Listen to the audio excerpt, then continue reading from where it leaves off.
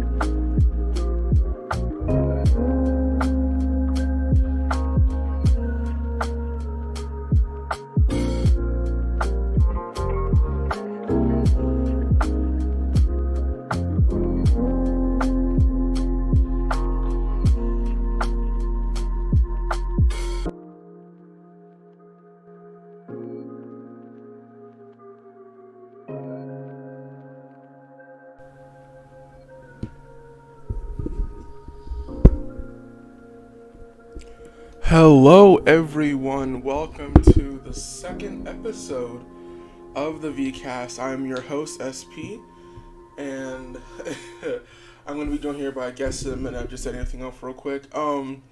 So today we're going to be talking about Lyrical monistario. We're also going to be talking about some collab sets and why I think they're absolutely boring. And we're also going to be talking about the current competitive scene in Vanguard after set 2.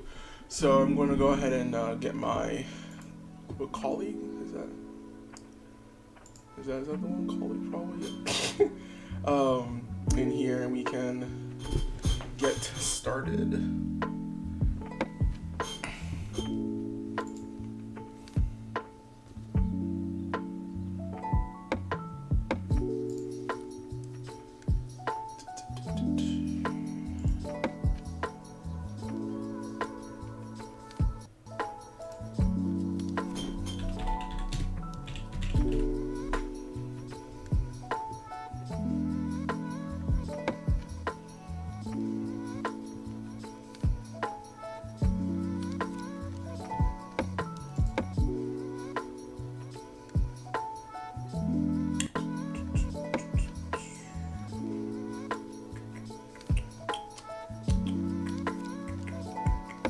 I hope y'all's quality is looking good. I'm trying to make sure it hits up to 1080p, so it doesn't look like absolute garbage. But yeah, I'm making sure that everything's dandy. Sorry for the long wait. I have to do some chores. Yeah, probably do some. Yeah. Yeah. So, giving me a couple minutes to get my boy in here. We can get things rolling.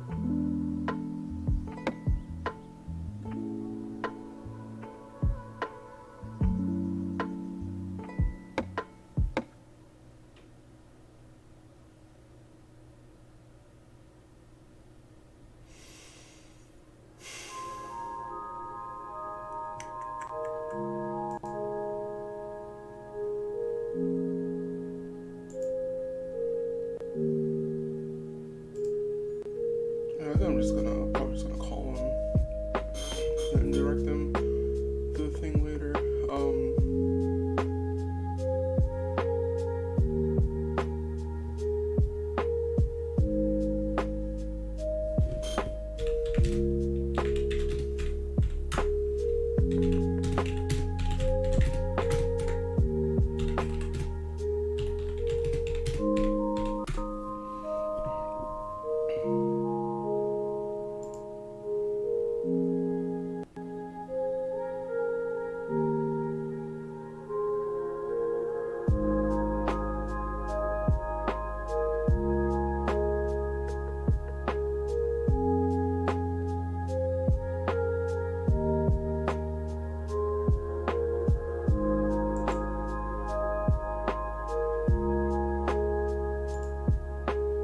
Hey, yo, what's up?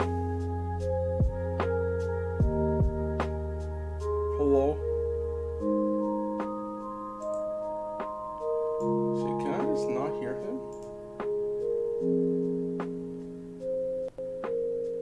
Hello? Oh, come on, man.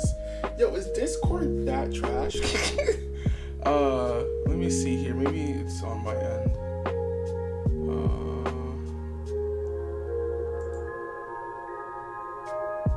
Shouldn't be a reason why I can't hear him.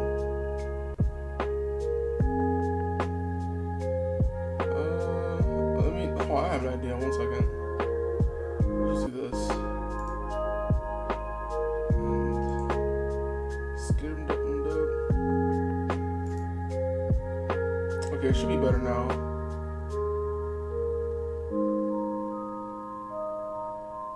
Bro, this is so bad. Why can't I hear this, man? What the hell?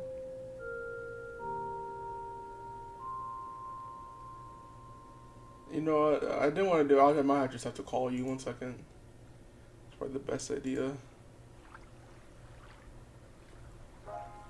Alright, this should be good now. Yo. There we go. So yeah, the stream is about to come on. Sorry for probably the longest wait I've done in this fucking show. Sorry for the long wait. Technical difficulties, all that nonsense. I mean, to be fair, you did have to wait a long time for me too. No, it's fine. I have to go do dishes, so it's whatever.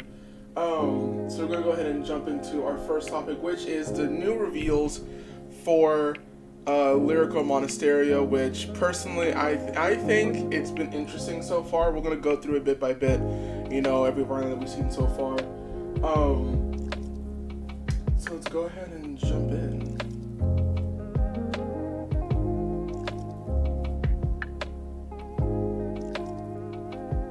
Alright, so wait for this thing to catch up with itself. There we go. So we have the first thing is the trial deck, Lyrical Monasterio. Oh, holy Lyrical Monasterio. Weird name.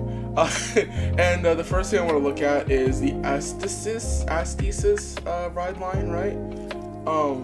Which is Mion, Nanami, Kyoria, and Kairi. And then we'll look at the rest of the trial deck afterwards. So of course we have the starter, Aesthesis, Mion, it's the usual starter. We know upon going to draw I'm sorry, it's assassin ability, so it doesn't really matter. The second one is Astis Nanami. It says when it's placed on the vanguard, choose up to 1 green, 1 or less card from your drop, and call to your guard its rest. And then when it's placed on rear guard, it's supposed to 2 king in a turn. So, my question is how are you gonna get the one to drop? Are we just gonna discard, or what's the game plan? I'm assuming it's gonna be some sort of guard help. I think it's probably your option there. I don't think it probably does much going first. Probably not. Because you're gonna ride this and then that's pretty. Oh wait! I'm retarded. The ride deck. You discard a card and you get back to whatever. This actually does make sense. I was wait, how are you gonna get a great one of those cards from your draw? Oh, it's the ride deck. I'm retarded. Hold on. Watch out. Yeah, just a great one of those cards from your draw and call to your guys' rest. So yeah, so basically you're gonna discard any great one or less. But if your hand is full of great 2s and 3s, well, you're shit out of luck. But if you discard great one or less, start from the ride deck, all that cool stuff. Basically refunding your ride. Like that. And then we'll get the next one, which is Estes Kyoria, and its effect is when unit attacks, choose a point rear guard to be returned to the hand. So basically, right, and then it says during my boosted because it's fucking for the keep attack when boosted. So basically, what this will do is if you discard a card for your ride deck, Nanami, right, will from drop will call to the rear. And then Kyoria will bounce it to your hand. So I think that's pretty cool. You're getting refunded for your superior ride. And then from what we've seen of the trial deck, and I guess the support in the set as well, with all of the on-place effects, bouncing it to your hand's actually not that bad. Yeah, I mean it's a +1 to your hand when you discard. So because if you bring back grade 1s, you're more than likely gonna have one that has an on-place effect, so you can get that again, or you can get like a trigger back to hand or whatever you need from your ride deck first turn. Yeah. And the grade 3, which at first I thought was pretty trash, but then I looked at it again, I'm like, oh, well, shit. Fair. So it's Astis Kairi, and it's auto vanguard with unit attacks. So +1, so 2 your rear guard returns to the hand, and then auto vanguard. At the end about this you get attacked. If you persona at this turn, you call 2 cards in your hand, call them to your separate rear guard. Separate row, call them the separate row rear guard. It's weird, it's weird. So if you think about it, right, Kyrie is just like, I see it's a slightly weaker Bruce, because with Bruce, right, it doesn't technically Bruce, so it's just 5 attacks in 1 turn. But with her, it's turn 4, and you have to be Superior Ride as well. Sorry, Persona Ride as well. So if you don't have the Persona Ride, then that second skill is just dead. However, right, unlike Bruce, where Bruce his whole thing is just to call and do 5 attacks, her first skill procs no matter what, which is return to regress in the hand, which is great because if you call out a board, right, you don't want anything to get retired, just bounce back to the hand, you know. So you're not really missing out on anything when calling things, which is what BT should have been from the get-go, but I'm not going to complain about that.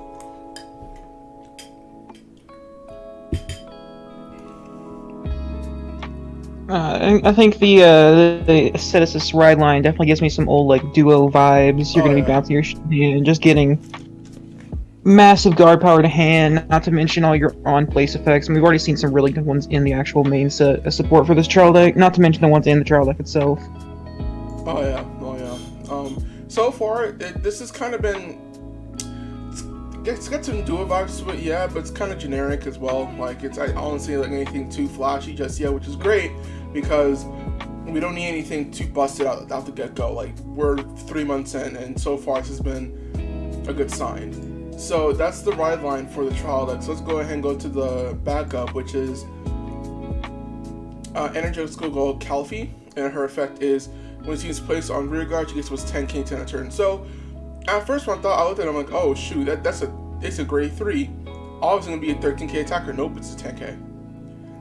So just look at this, I'm like, okay, that's fine, because with her skill and whatnot, it's now just a 20k attacker. If you persona, it's now a 30k attacker. But if you think about it, right, it's now 30k on left, 30k on right if you call to. Use her skill, bounce it back to hand, 30k on left, 30k on right again. So it's a good card. It's obviously a backup for your grade 3 simple effect. And he also won his place. I don't even think that you want to use this as a backup grade 3. I think this is going to be solely a rear guard unit. It definitely seems like this is not going to be like, you know, a lot of decks you saw in V where, you know, you could have another grade 3 be your vanguard. I think it seems like a lot of these D decks are just going to be, you really want just whatever's in your ride deck. Oh yeah, no, like the whole thing with the the trend I'm seeing with V right now is that you have your 4 flagship grade 3s. So you have your four of your flagship grade 3. It's like Bruce, Nirvana, Orphis, so stuff like that, right? And the whole deck just supports that grade 3. So in this case, right, with Kyrie is the flagship grade 3. She does the whole shebang, but the deck just supports her. So when I say like backup grade 3 for Calfee, I'm not saying like, oh, if I have Calfee, I'm gonna ride her. No, don't do that. It's bad. What I mean is that she's great on rear guard as an attacker. So yeah, like this whole deck just kind of just meshes well together with the grade 3, which is it's good. You know, that's a proper way of taking it with most D decks. So what worries me about this, right? I mean, because we know Lyrical Monistario is replacing Bermuda Triangle.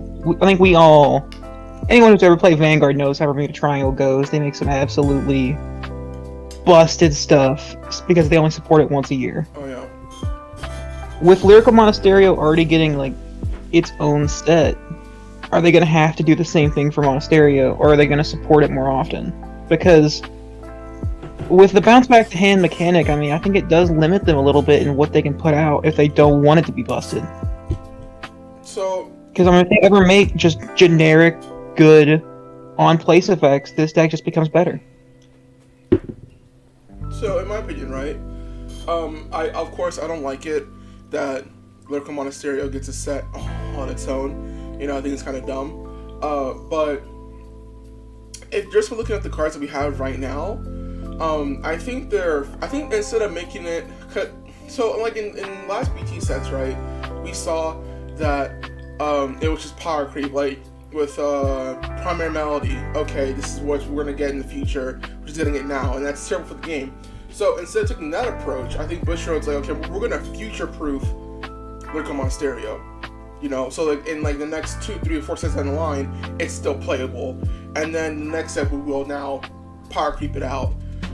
So I think with this recent set, right, I think they're just going to future-proof it to where like in the next set, it's not going to be the best set in the format, but at least it's playable, you know. I don't think they're going to make it completely broken and do the same thing they did all over again, because obviously that did not work. So instead, future-proof it, make it playable, make it good in the recent sets to where like if a new deck drops, it's not going to completely blow this deck out of the water. But don't be like, okay, this net worth, this card gets placed, he gets like plus 20k and the credit, like that's dumb. No, like that's not fair, you know. Or make it to where like, oh, if I play something, draw 2, and then if I keep placing, I'm gonna keep drawing 2. Like, no, hell's wrong with you. So of course, right, this is just a trial deck, and the recent card like this one, Faintly Slump April, right, plays counterblast 1 gets plus 10. It's a grade 2 8K. It's an 18k attacker. Persona Ride, 20k attacker. If you swing at it, vanguard, 20k shields needed. So a lot of these cards I think are pretty like of their generic support. Obviously, like a lot of these cards, if you look at them, aren't past like 2 lines, you know.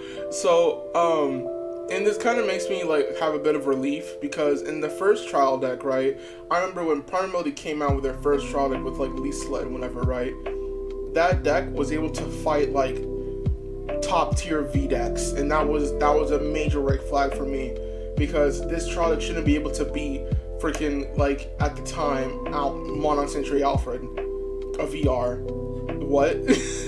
Like this should not be a thing. And then when Prime Melody came out, that was a whole,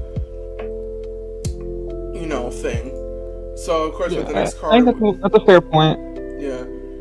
The question is, do they then have to make everything else weaker due to how ubiquitous just an on-play skill is? I mean, because we're seeing in the main set 3k grade 1s that just generically give power to other units and things like this. I mean, 2 or 3 sets down the line, if they do ever just have to say, well, fuck it, we can't keep giving these guys 3k grade 1s or whatever. I don't know, I'm worried about design limitations for that. I think it kind of falls into the problem DI has for premium, you know, with Castile. They can't really print super good vanguards, because then DI is just like, well, now this is for Castile. So I see your point. You're saying like these cards look so generic, but it leaves a wide room to like if they print something broken, it can easily be taken advantage of. Personally, for me, I don't think they're gonna do something like that. I think because there's so many different ride lines for Lyrical Monasterio, I think each deck's gonna have their own gimmick, and that's it. Like with Astus's girls, right? It's you know, when placed, you know, it's basically a duo, Astus's girls, and then you can pull up your 5 attacks, you pull it off. Even this trial deck grade 3, right? Like I think it's just there's so many hoops you have to jump through just to get that attack off. It's like, dang. Like I had to Persona Ride and wait till turn 4. That's nutty. So, you know, I think Bushiroad has heard our outcry multiple times with the recent sets, and with the overhaul of their R&D team, of course, with K2 Mori as well. I think they're gonna take a different approach to Bermuda Triangle. Like right now, from as far as I've seen, I'm happy. Everything I've seen so far from Lyrical Monasterio has been either really interesting or just straight up, okay, this has been future proofed.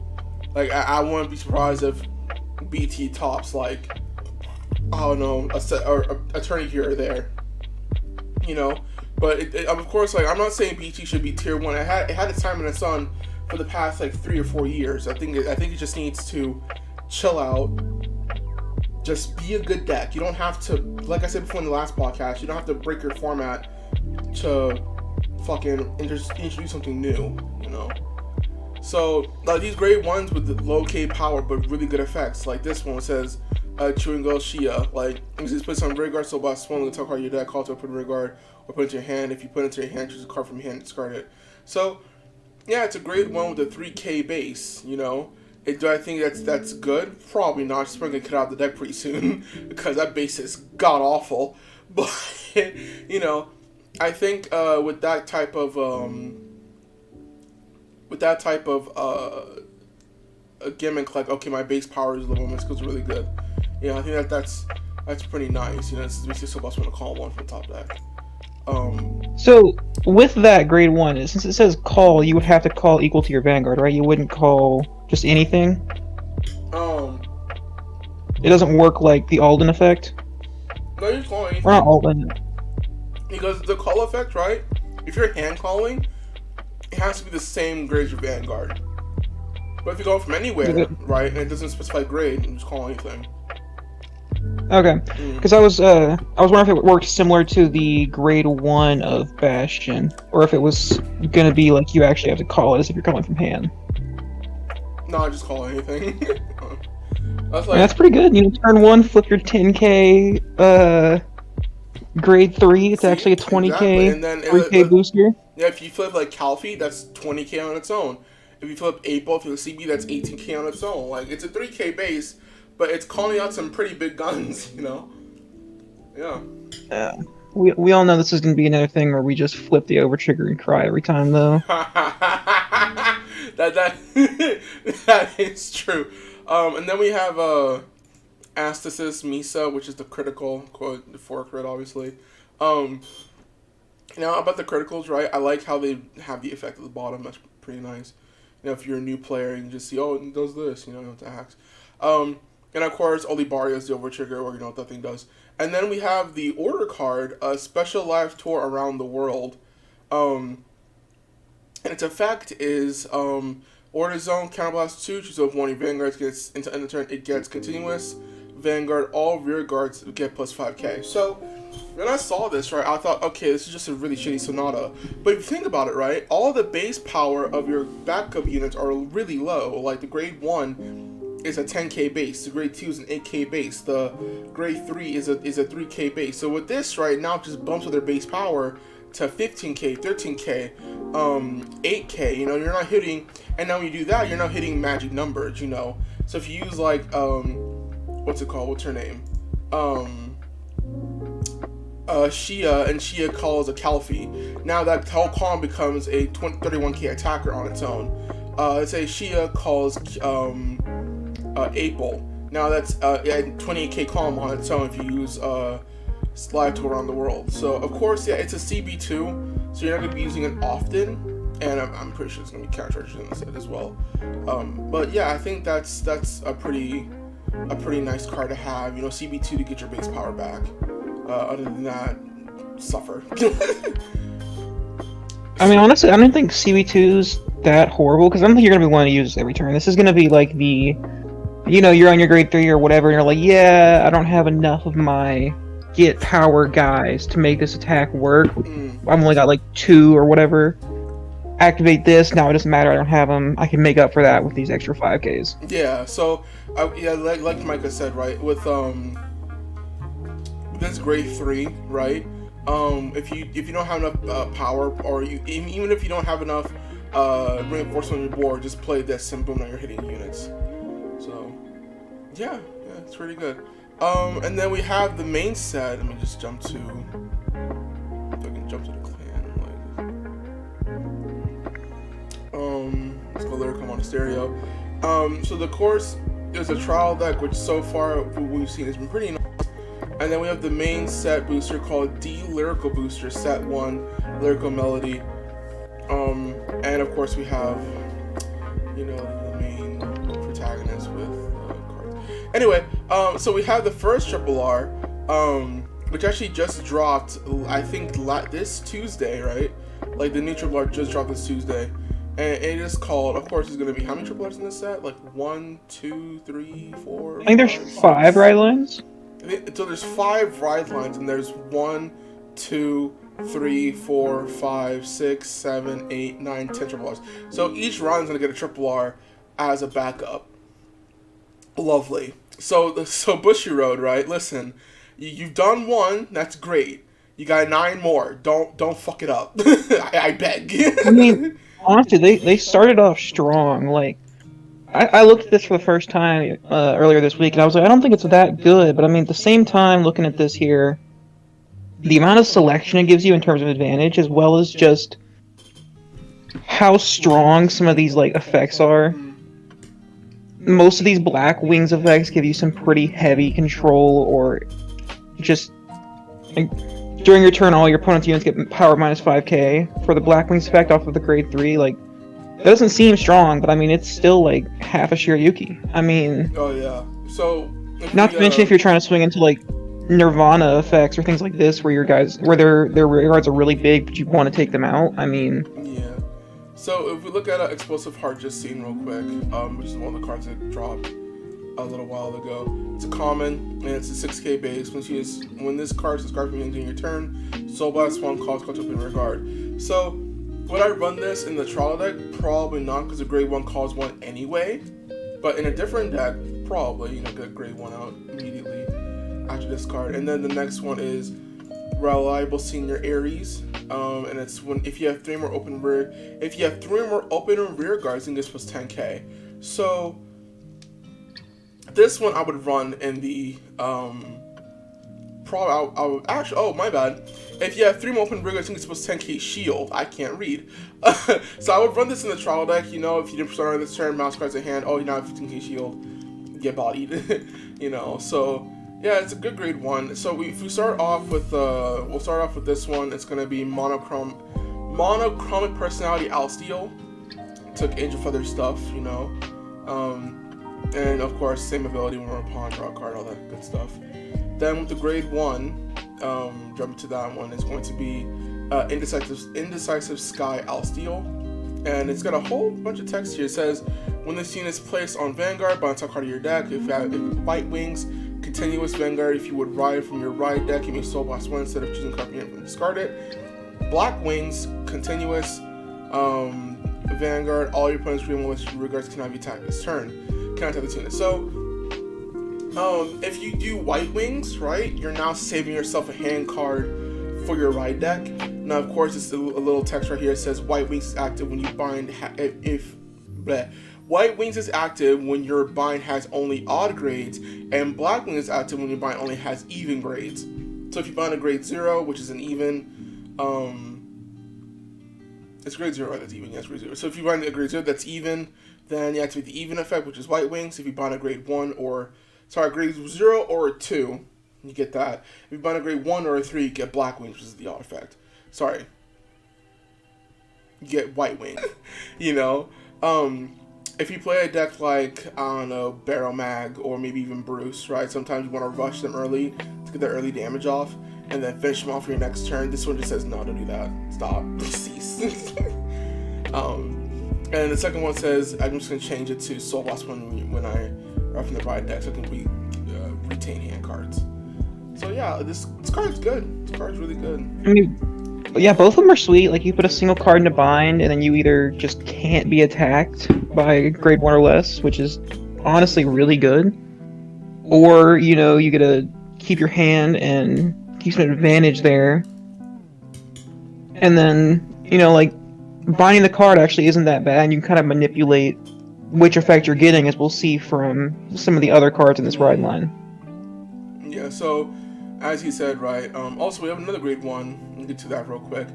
Blue Hair Genius Lysias is a rare.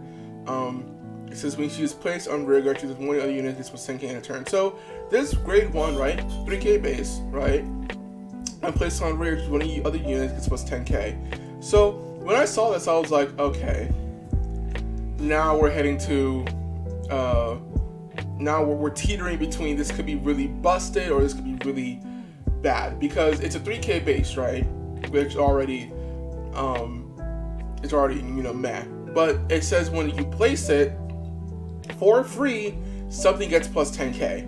So if you can spam this with your grade 3, it won't get too big. It won't get too big, but it will get pretty massive. What makes me less worried about specifically this one is it's another rear guard. So you can't just make it be a 13k base itself.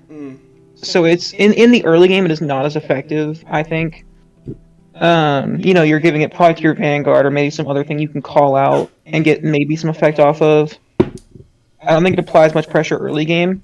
And then because it is not similar to the order card that we saw in the trial deck. This power, the extra 10k is only going to last the first attack or maybe the second attack. Because I don't think you want to call this back out off of the vanguard effects, since you have to call them to your actual like left and right columns. You can't call them to the same row. Yeah, that is fair. You can't like, because I can see like if you run your right deck grade 1, or if you call it top deck this, okay, it gives me 10 plus 10, but it won't be itself, so it won't be a 13k booster. Which, to be honest, right, even if it gave it to itself, excuse me, it's not that bad. 13k booster, that's like base up for most decks right now. But I can see so what would worry me if it did give it to itself is like turn 1, do your vanguard stuff, and then just call out 2 of these, and you have 2 13k attackers as well as your vanguard. Like, oh, that is true. Yeah. That's what would be bad there, not the fact that it's a 13k booster. Yeah, that's true. So the grade 2. It does seem like they're being pretty mindful with what kind of effects. I mean, although this one's just a rare and it's already this good, and then when the last one we looked at that gets the extra 10k shield is just a common, like. I mean, to be honest, right, I'm liking how they're mindful of the skills now, which is good. Let's keep it that way. But the next card, which is Shining as is Alsteel. Its effect is when he's placed on Vanguard, choose a card from your buying zone, put it back to small in your deck. If you put a card, you buy some card in your deck, it picks up. So, if you're wondering, oh, how are they gonna stack buying cards and then call? No, just bought that kid called me one. So so by some miracle, you top deck the over trigger, back to deck. So you know that's great, awesome. You're not drive checking it, thankfully. You're just revealing it and then putting it in your mind zone and then putting it back to the bottom of the deck, which is just fine. You know, you're using it for the grade and nothing else. White Wings, Vanguard, Act Vanguard, counterbat swing is plus +1 crit at the end of turn. Black Wings continues Vanguard during the battle being attacked. Your opponent cannot call trigger units when he heads to the Guardian Circle. So, I think they're both meh. Like, they're fine. With I think I don't know. I think they're just okay. Like both effects are just fine. Yeah. Because what's up? it's okay. It's not amazing. I think by far the Black Wings is better here. Like the critical seems nice, but you're on your turn 2, so you're only grade 2. You can't apply much actual kill pressure. Although it could set you up to maybe putting them at 3 or whatever, which can give you some leeway in your later turns, having them there already. But I don't think either of these is super amazing. Although if we do see this deck running crits or whatever, like swinging in and not being able to guard trigger units can make it harder to guard, because this is D. You know, everything's a 5k shield for the most part, I mean, to be and honest, most of the defensive orders are grade 3. Yeah. To be honest, right? I mean, if you're swinging at me, I can't go through wings. I'm gonna take it anyway. The only reason why I probably block it if you use the White Wings effect and you get the crit, I'll just straight up say, okay, I'm gonna use like maybe a 15k shield something like that, so you can 2 damage me in one shot. But the Black Wings one, if you get that, I'm just gonna just take it at that point. You know, there's no point in blocking that one. Just get the extra damage. Which to me, right, is pretty good. Which to me, I think the Black Wings effect is good because, forcing your opponent to like take early damage no matter what, because usually, right, some people are like, oh, maybe I'll just block it so I'll have some extra damage free in case you try to rush or something like that. This one just says I'm gonna do you damage no matter what. You're gonna take it anyway. So I think that's good. You now taking away that cushioning option of blocking with the Black Wings effect, and with the White Wings effect, you're forcing opponent to block anyway. You don't want to take another extra damage. So I think if you look at it like on paper, it doesn't seem too threatening, but if you really like think about it, you're like, okay, this is more of a psychology card than a card like on face value, which I think is pretty cool. So, moving on to the grade 3, the main thing of the deck, the Archangel of Twin Wings Alsteel.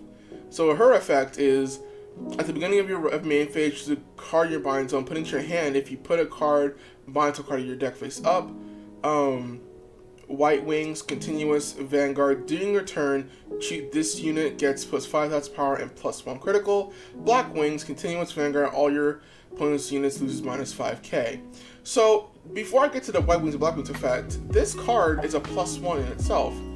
Because Auto Vanguard, at the beginning of your main phase, choose a card from your bind zone, put it to your hand. If you put a card from your hand, bind a card in your deck face up. So every main phase at the beginning, you just add a card to your hand, bind top card, you know? So so basically every turn, instead of drawing 1, you're drawing 2. If you Persona Ride, you're drawing 3. That's pretty fucking good. I'm not gonna lie to you. Because honestly, I think this card is even more of an advantage than that. Like, obviously you're getting your extra card every turn, which is pretty good. I mean, that's a free card, but then looking at the actual effects, 5k shield in D series is a whole card. Like, oh yeah, this thing is at least a 3-card swing every time in terms of advantage, because you're getting your draw, you're getting your extra card off the auto bind effect, and you're also getting this 5k power, which is just a free, well, do you have an extra 5k shield? Yeah, and I think and with this no matter which of these two wings, it is that 5k. And to me, with this ride line, I don't think this ride is gonna be the only cards with the black and white wings effect. We're gonna get other cards also have the black and white wings effects. So I think on paper, it's right now, it's good. It's good right now, but I can see how they can like break it to where like if you get black wings haul, it's gonna be a pretty scary ability. If you get white wings haul, it's gonna be a scary ability too. But as of right now, so I disagree. I don't think we'll see much. We might see some other like bind effects. So like if you have things in bind, you can like swap them out for other things. But I don't think we'll see other white and black wings. Because whenever they were talking about Alsteel, it very much goes into like I think the lore of her. She's like half demon, half angel, and I think she has like multiple personalities or something like that. And that's what the black and white wings kind of represents.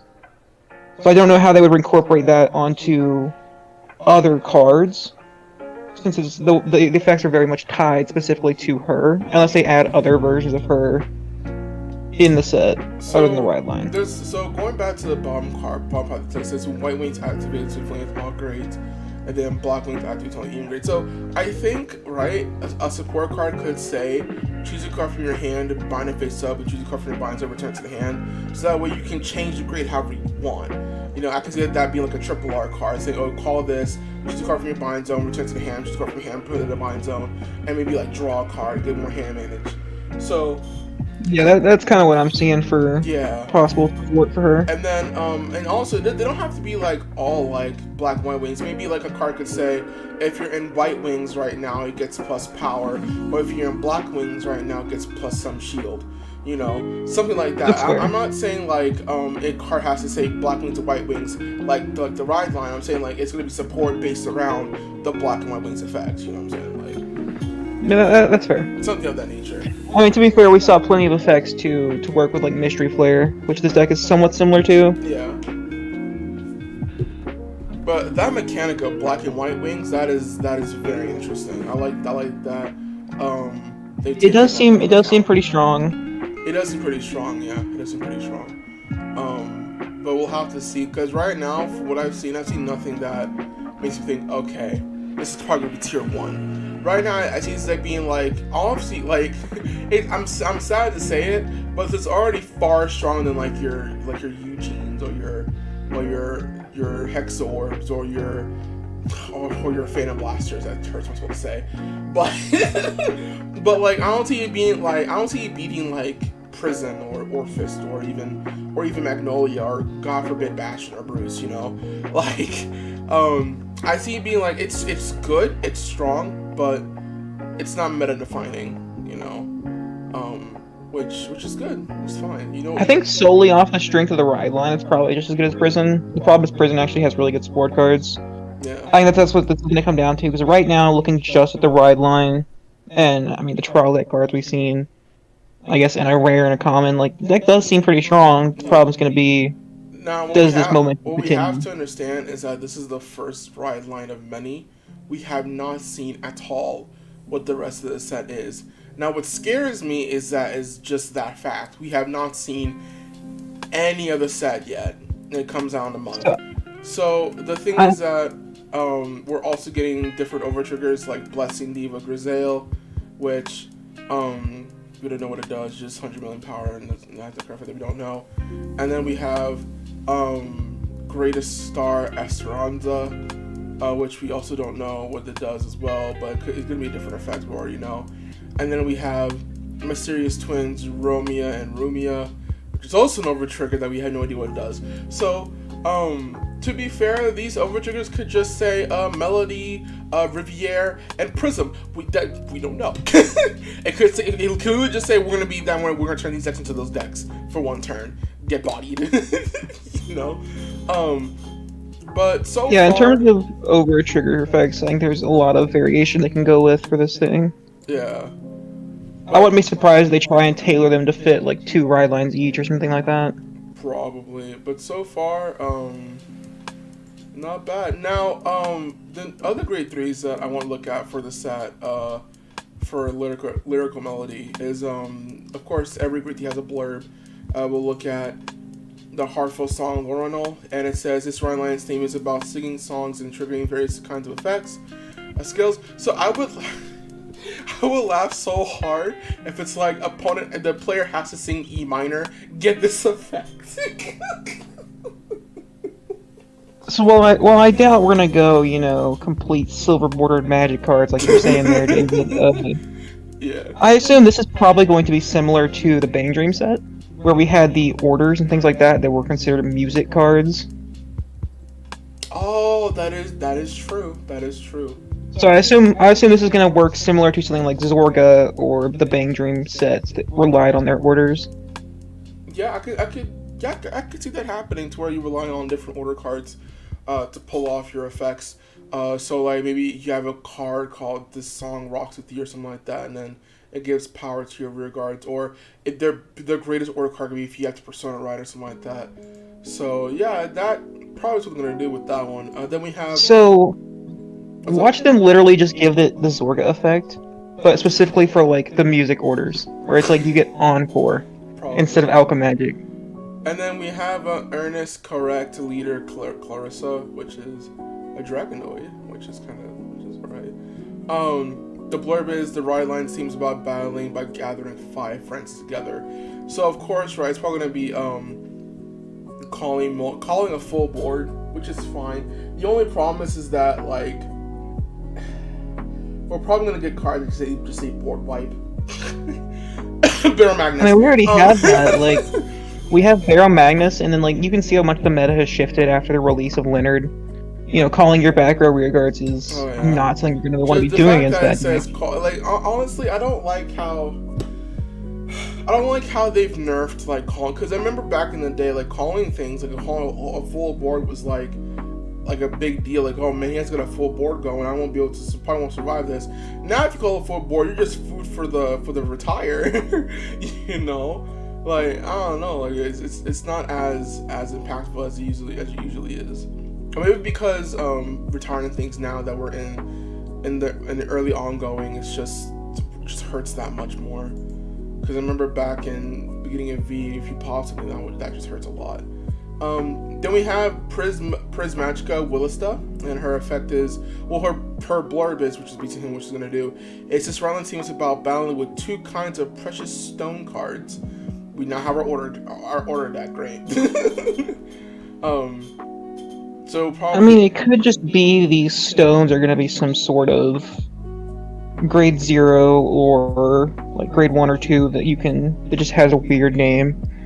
Maybe they can't attack, but they give you some extra effects, something like that you want to call into your back row. So, to be honest, I think the stone card is going to be like, if this card, like, I don't think it's going to be that strong. And if they do this, then it's going to be interesting, but it's going to be kind of weak. Like, call a stone card to the front row, give front row X effect. Call a stone card to the back row, give back row X effect. Like you're taking up a circle, but that effect could be like really, really good. Like front row gets like plus 10k or something like that. I don't know. It depends on I what could they see it do. being that, or maybe they're gonna go like the Orpheus route with your set orders, Yeah. where you have set order like Topaz or whatever. Yeah. So next we have Rondo of Dusk Moon, Fletzy. Is this the first card name I just can't pronounce? Felty Rosa. Oh, there we go. Felty Rosa. Her blurb is, when this round line seems about attacking with your summoning fellow ghosts. Why are you copying This is Orpheus, the dog? one. Why are you copying Orpheus? This is the one I'm super hype about. I think this is gonna be. I'm just hoping here. I mean, I know me and David go to the same locals, so he knows I'm all about it. But plant tokens. Let this be the return of God. Katrina effects. We're summoning some ghosts. You know what? These ghosts, they need to be strong. They need to break the game. Let me play Katrina in D. This is what I would desire.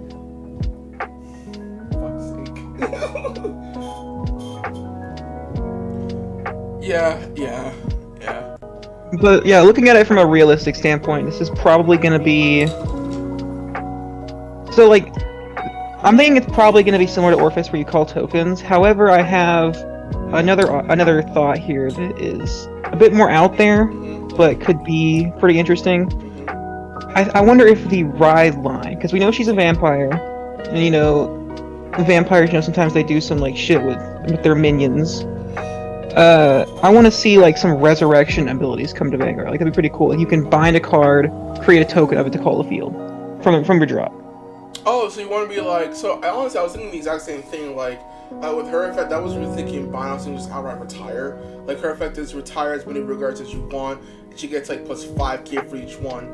You know, or if you like Persona, that's how you probably do that. Then if you retire something, right, you call a ghost of that card name, and it has like one line effect. Like if you call like her backup singer, like she gets like plus 5k or something like that. You know, like if you kill a card, that ghost of the card has its own effect based on that card's ability. You know, something interesting like that. Like the actual like. I mean, we could see it similar to the Asha tokens, where the Asha tokens had their own effects, but this one's effect's just gonna be like it copies what you sacrifice to the ghost effect.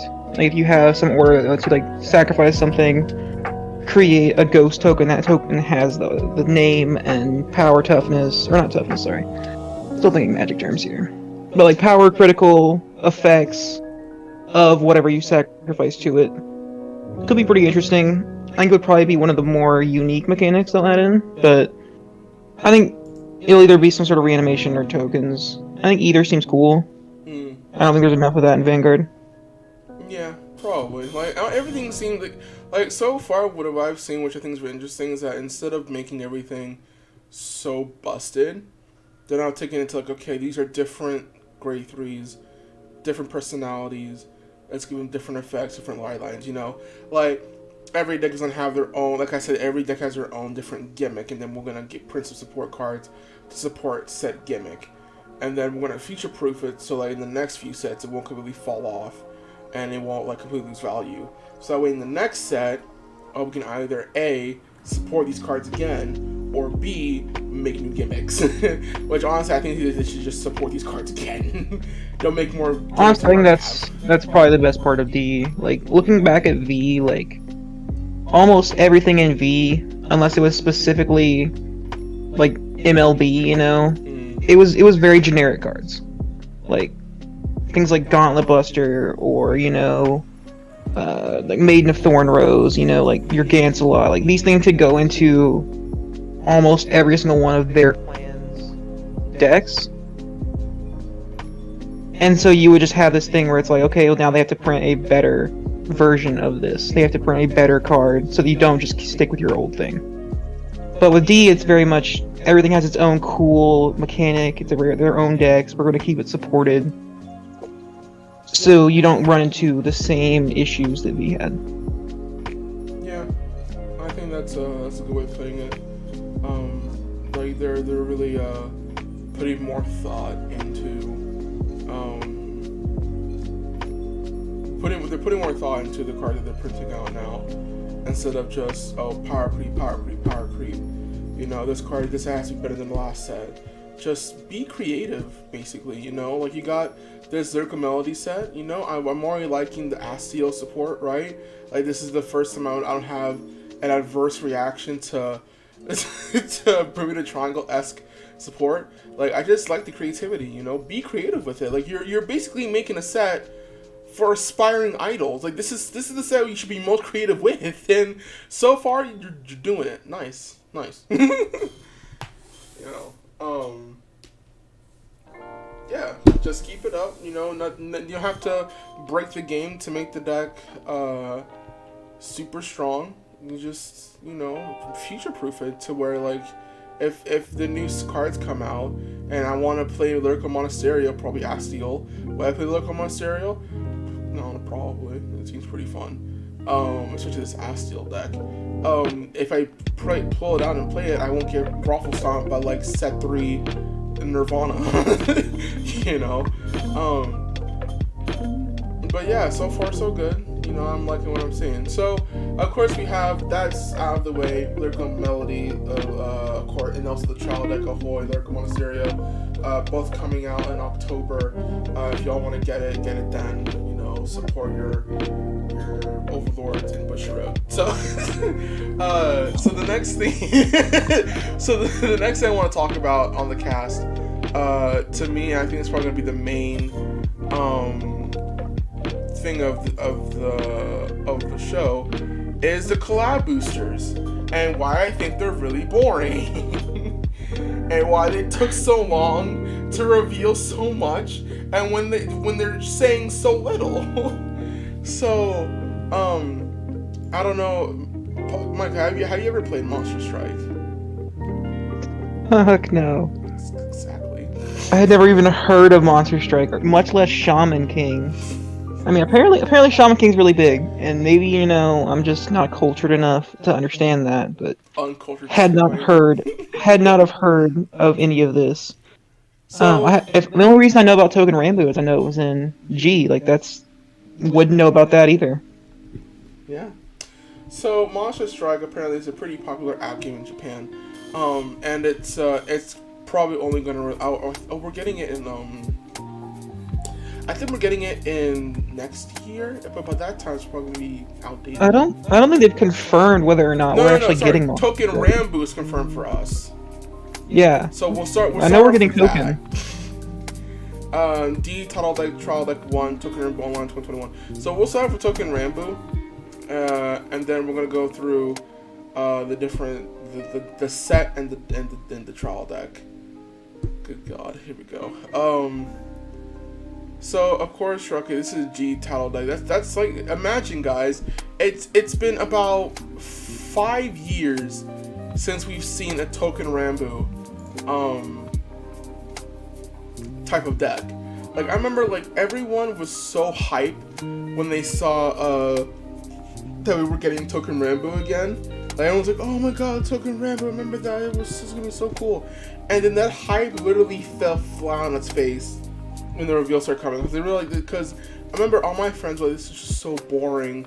Like, I think the one mistake Bushiroad made was that they basically, all they did was that they just kept pumping out Token Rambo, Token Rambo, Token Rambo, and they kept pumping up Monster Strike, Monster Strike, Monster Strike, and they kept shoving down our throat Monster Strike. When they have like Revival Collection, well, to be fair, that's a whole reprint set, so that doesn't count. But they had Clan Selection to get through, Set 1 and Set 2. They have Set 3 to get through soon, because it's coming out in December for us. So like, it's just, it was so much collab booster nonsense. I was like, yo, can we get something different, please? Especially to like us that like, we have no connection to Monster Strike. We don't know what this app game is. I'm pretty sure half the player base can't even download it because we live in the States. You know, like, I don't know. I just found it really boring because nothing in the main booster caught my attention. You know, now that's probably the biggest problem with it is none of it is really good. Like, Token Rambo's already out in Japan, so I mean we've seen tournament results for Rambo, and it's not looking pretty. Rambo is not a competitive set, and like just looking at the reveals, you can tell it feels underpowered.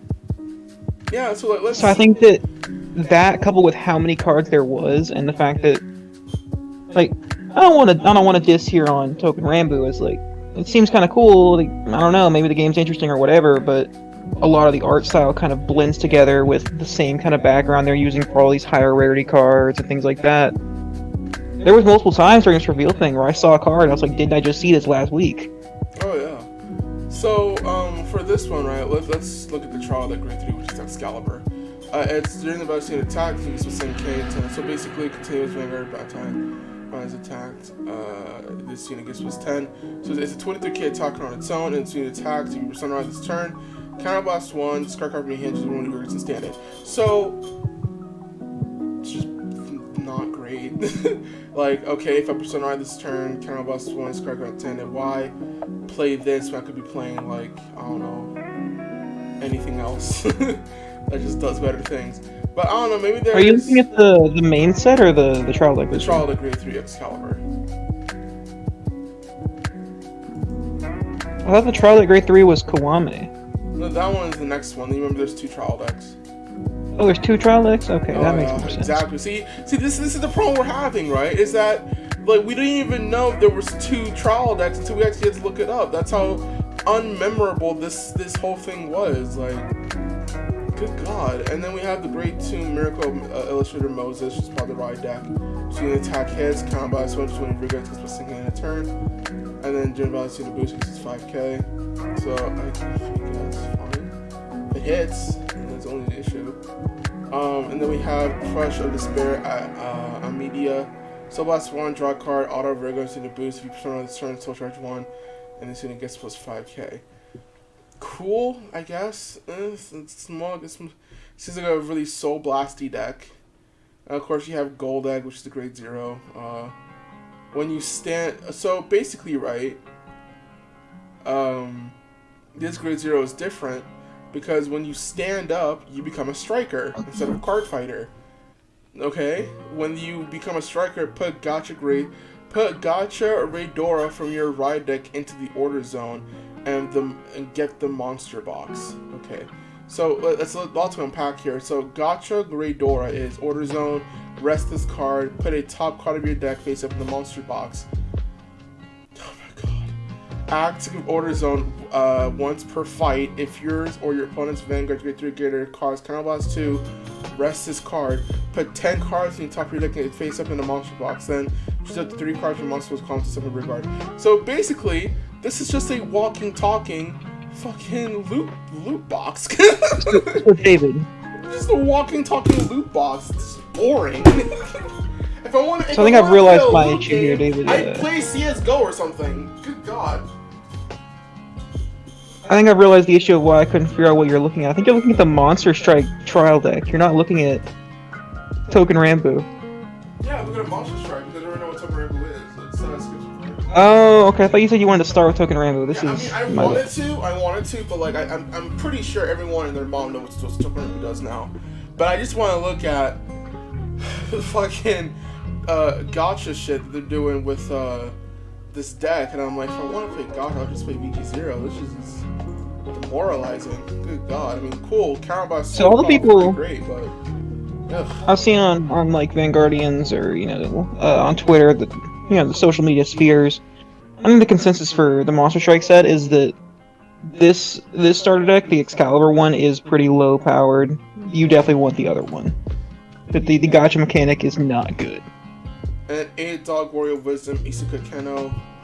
If your opponent's Vanguard is 28, so just a 13k booster. Okay. The art, honestly, the art doesn't match the skills. I'm sorry. Of course, you have Atom Samurai card. When it's unit boosted, Crown Blast 1, Soul Blast 1, the boost to your unit. When this unit is boosted, the boosting is specifically in the battle. So it's a 23k monster, and then rear guard with this unit or your rear guard in the same column as unit shows 1 point card effects kind of charge 1. So if you pick this card for card effects, right, you get to kind of charge. Okay, cool. I don't know, it's just really draining just reading these cards because there's no. I mean, so it is just a free it's a sold last one, which I don't think is that bad for an extra 10k, because you don't actually have to pay the ground blast. Yes. And then their overtrigger Oregon. It's just a carbon copy of Olivaria. Oh my god. So that was the trial deck. Yeah, the art looks great, but the skills are fucking boring. Anyway, moving on to the next one. It is disappointing that they gave us a unique overtrigger solely for the fact that they could put the Monster Strike Nation there, that it just does the exact same thing as a Cray Elemental. So, I remember when I saw a Demon of Casualty lap place, I'm like, it's just a better version of the Great 3. Like, this one says when seen is boosted, if it's attacking a Vanguard, counterblast one, so plus one, choose up to 3 points, triggers, retire them. See, that effect in itself is really strong, because a lot of popping 3 rear guards is kind of nutty, you know? And when it seems boosted, and if it's attacking a Vanguard. So it has to attack the Vanguard to pop 3 things, but it's still popping 3 fucking things, which is really good. And then if you Persona Ride this turn... like, it's kind of weird looking at this and then looking at Phantom Blaster. Like, I didn't for the most part, we've seen that Phantom Blaster is a low-tier deck, but like... I didn't want to say anything, but yeah. This is just better Phantom Blaster, right? It's like you don't have to sacrifice 3 of your own units to do it. But the thing is that with Phantom Blaster, right, like, it just does it automatically. This has a lot of things behind it. Like, it has to be boosted, has to be attacking the Vanguard. Phantom Blaster just does it on command. This one has to have, like, so many things happening to pull it off. But, like, just to boost it, and then if it's attacking the Vanguard, which it's going to be doing anyway, like, the paywall doesn't match the skill output. But moving on, if you Persona Ride this turn, discard card from your hand, choose the points Vanguards, increase. So basically, it becomes a Deletor, somewhat. You know, just decrease it to 0. A semi-Deletor.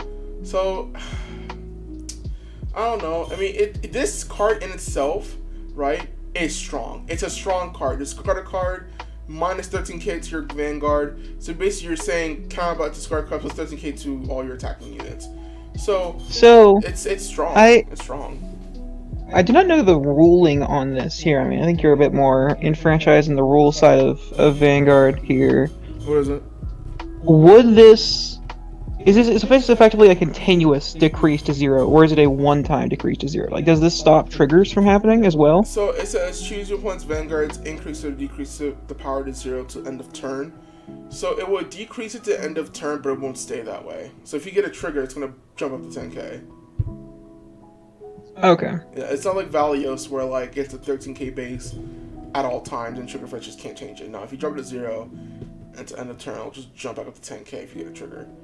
So that makes that a lot less interesting. So it would have been really fun if you could just play this trial deck grade 3 and say no one's over trigger works. That is true.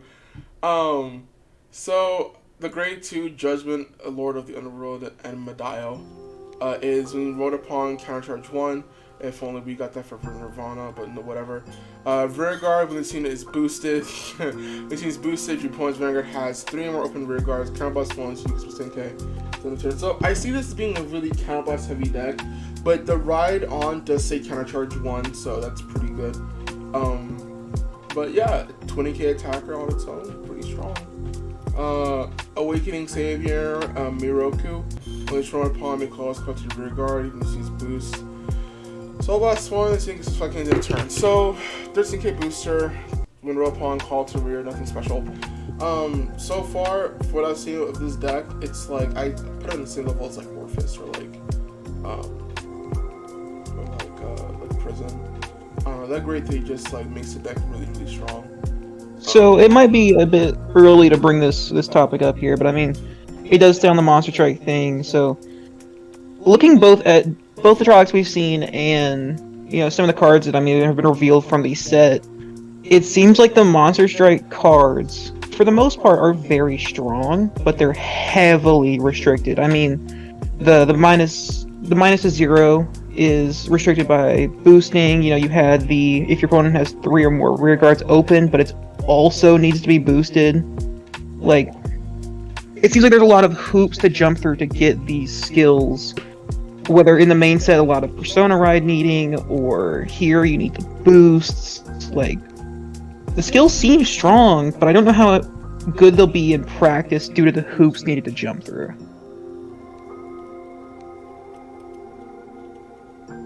Yeah. But like that's the thing about most standard decks right now. If you think about it, most standard decks have like some weakness about them that don't make them extremely powerful.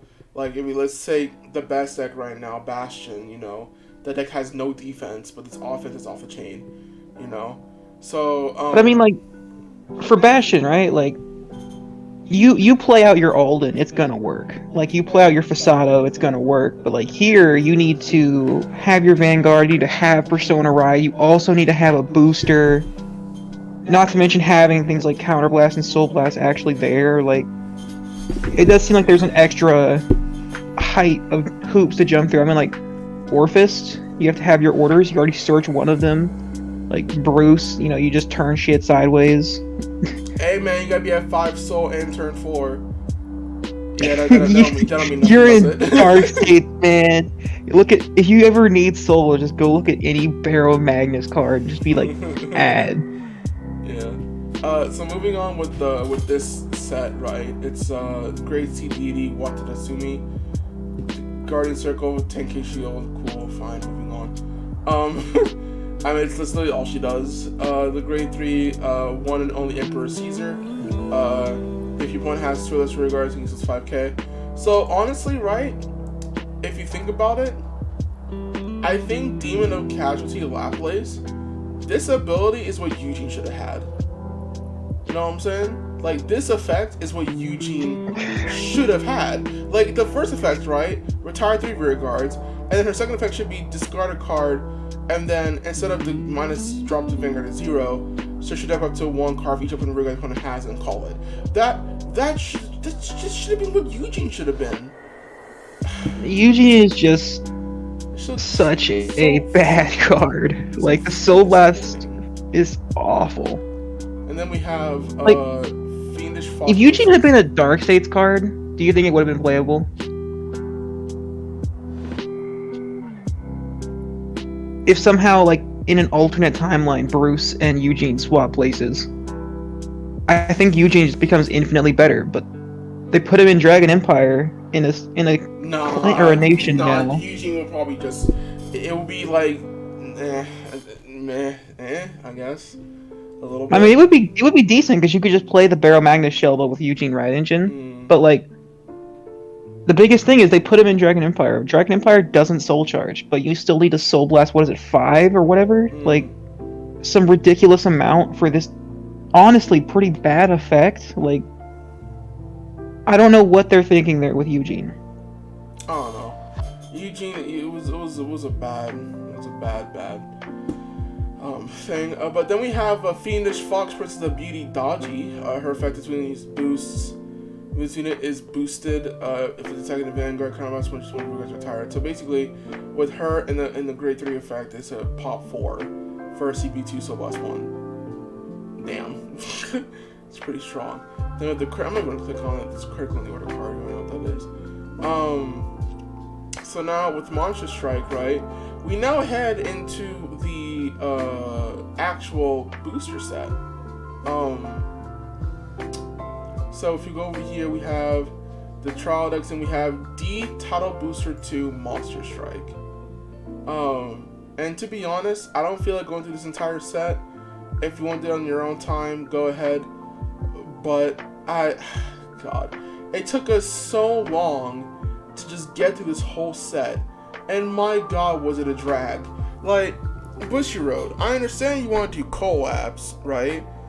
But when half your fan base, which is from the West, most of the fan base is from the West, when half your fan base just doesn't know what the heck you're collabing with, it makes it to where we just don't care. Which is why if Bush Road says Monster Strike is just strictly coming to Japan, I'm fine with that.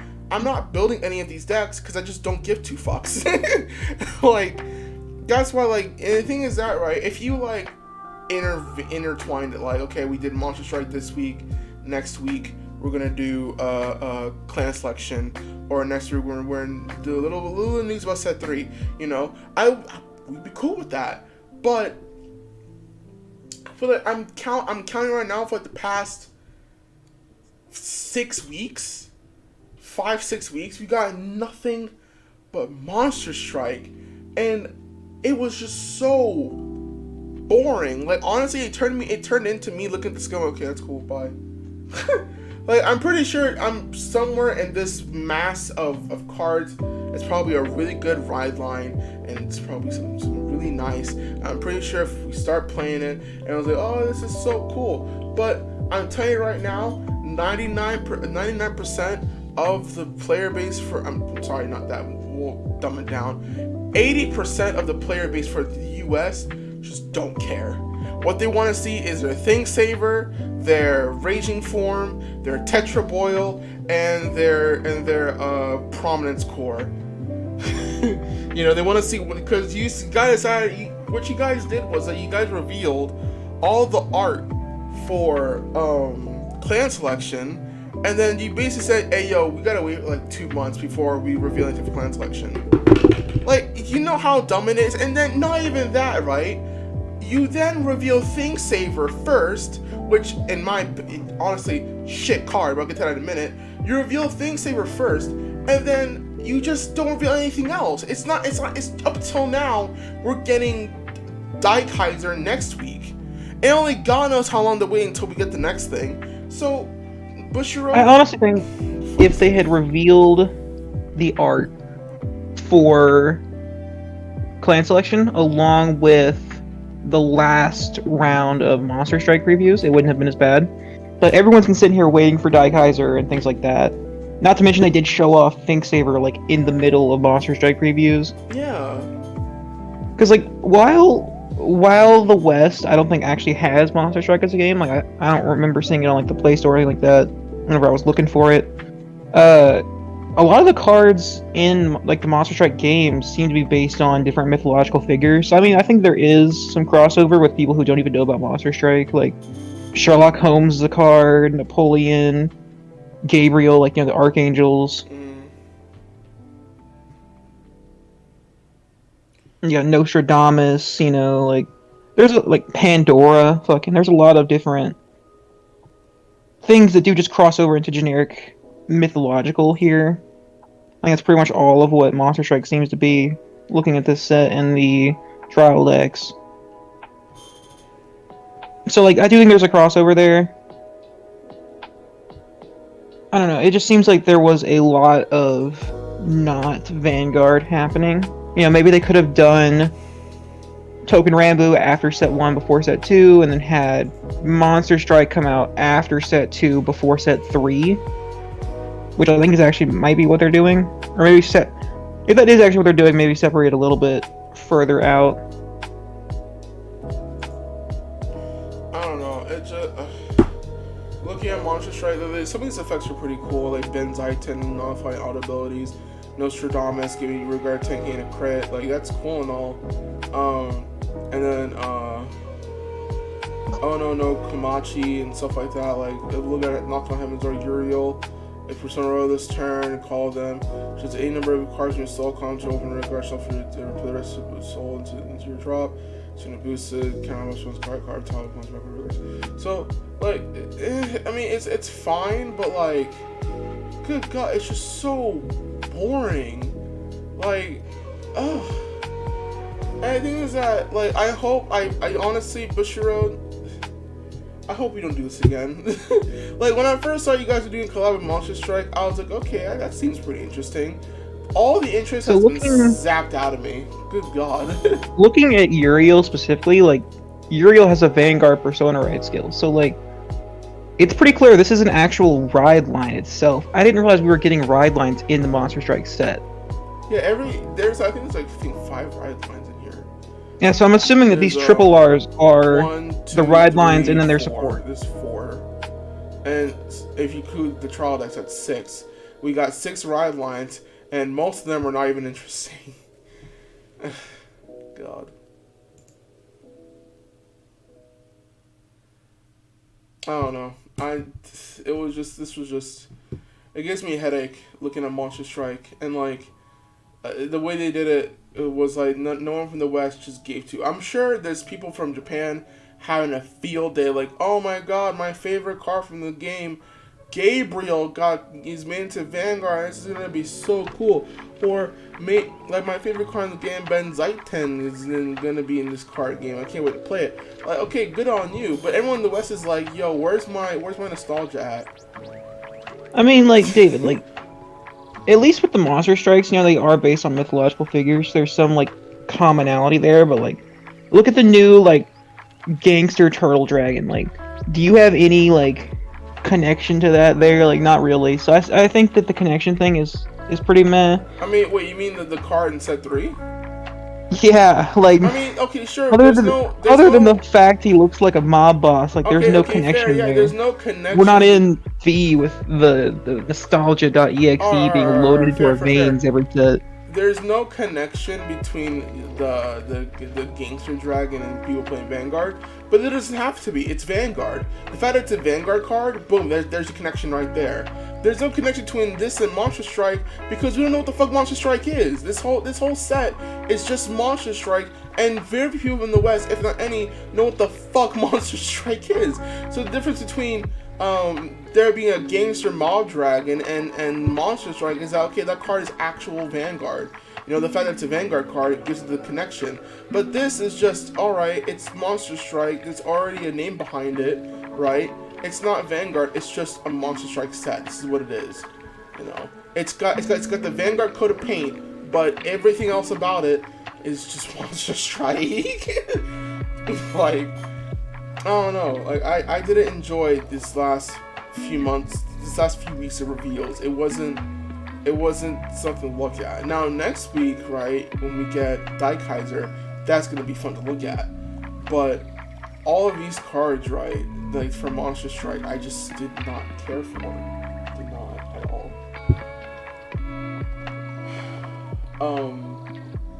But, you know, it's honestly, right, it's whatever. Of course, there's still some fucking openings in this set. They're not even done. I hate that, but it's whatever, you know.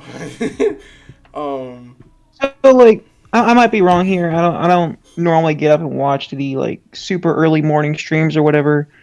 But it does seem like, are we getting the Monster Strike cards slower than we're getting normal sets? Because, like, looking at the card numbers here, like, both of these sets only have like 70 cards. Like, they don't have many more cards here for this Monster Strike set, but it feels like it's been going on way longer. No, if you think about it, are they really only dropping like 2 or 3 cards on us every time, or like what's going on here? Yeah, so it's a ride line per week, and there's 4 ride lines. For the past 4 weeks, we've been getting nothing but Monster Strike. And that's not even counting the triple R's that we're getting. I think there was 1 week where they gave us 1 triple R, couple comments, done. Like, it's been for about 5-6 weeks we've just done nothing but Monster Strike. And to be fair, yeah, get it out of the way. But like, now that it's done, I feel so happy because now there's no excuse. Go on to clan selection.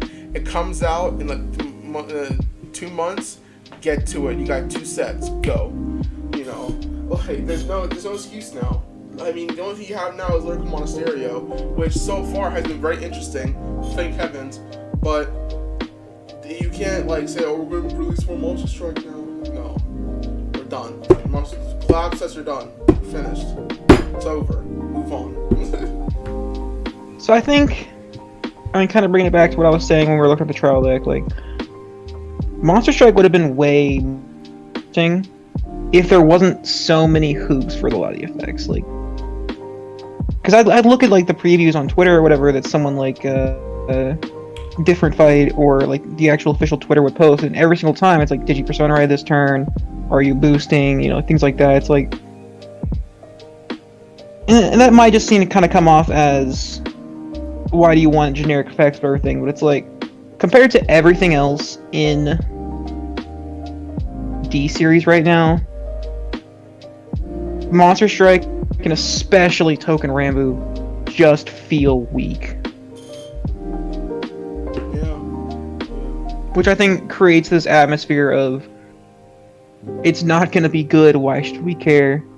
I'm going to learn, like, once the set comes out, I'm going to learn whatever the most popular ride line is, maybe put it in the back of my memory in case some random, like, simp for the game shows up at regionals. And I have to fight this Token Rambo player. Yeah. I think that kind of leads on to our next thing, which is the recent, our next topic, which is the recent tournament scene for Vanguard. And to be honest, right, move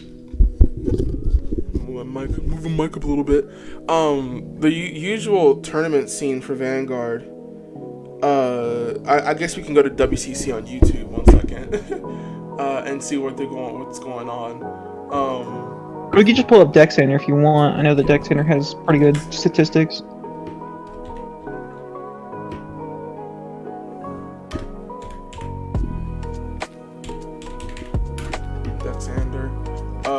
Dicksander.org, right?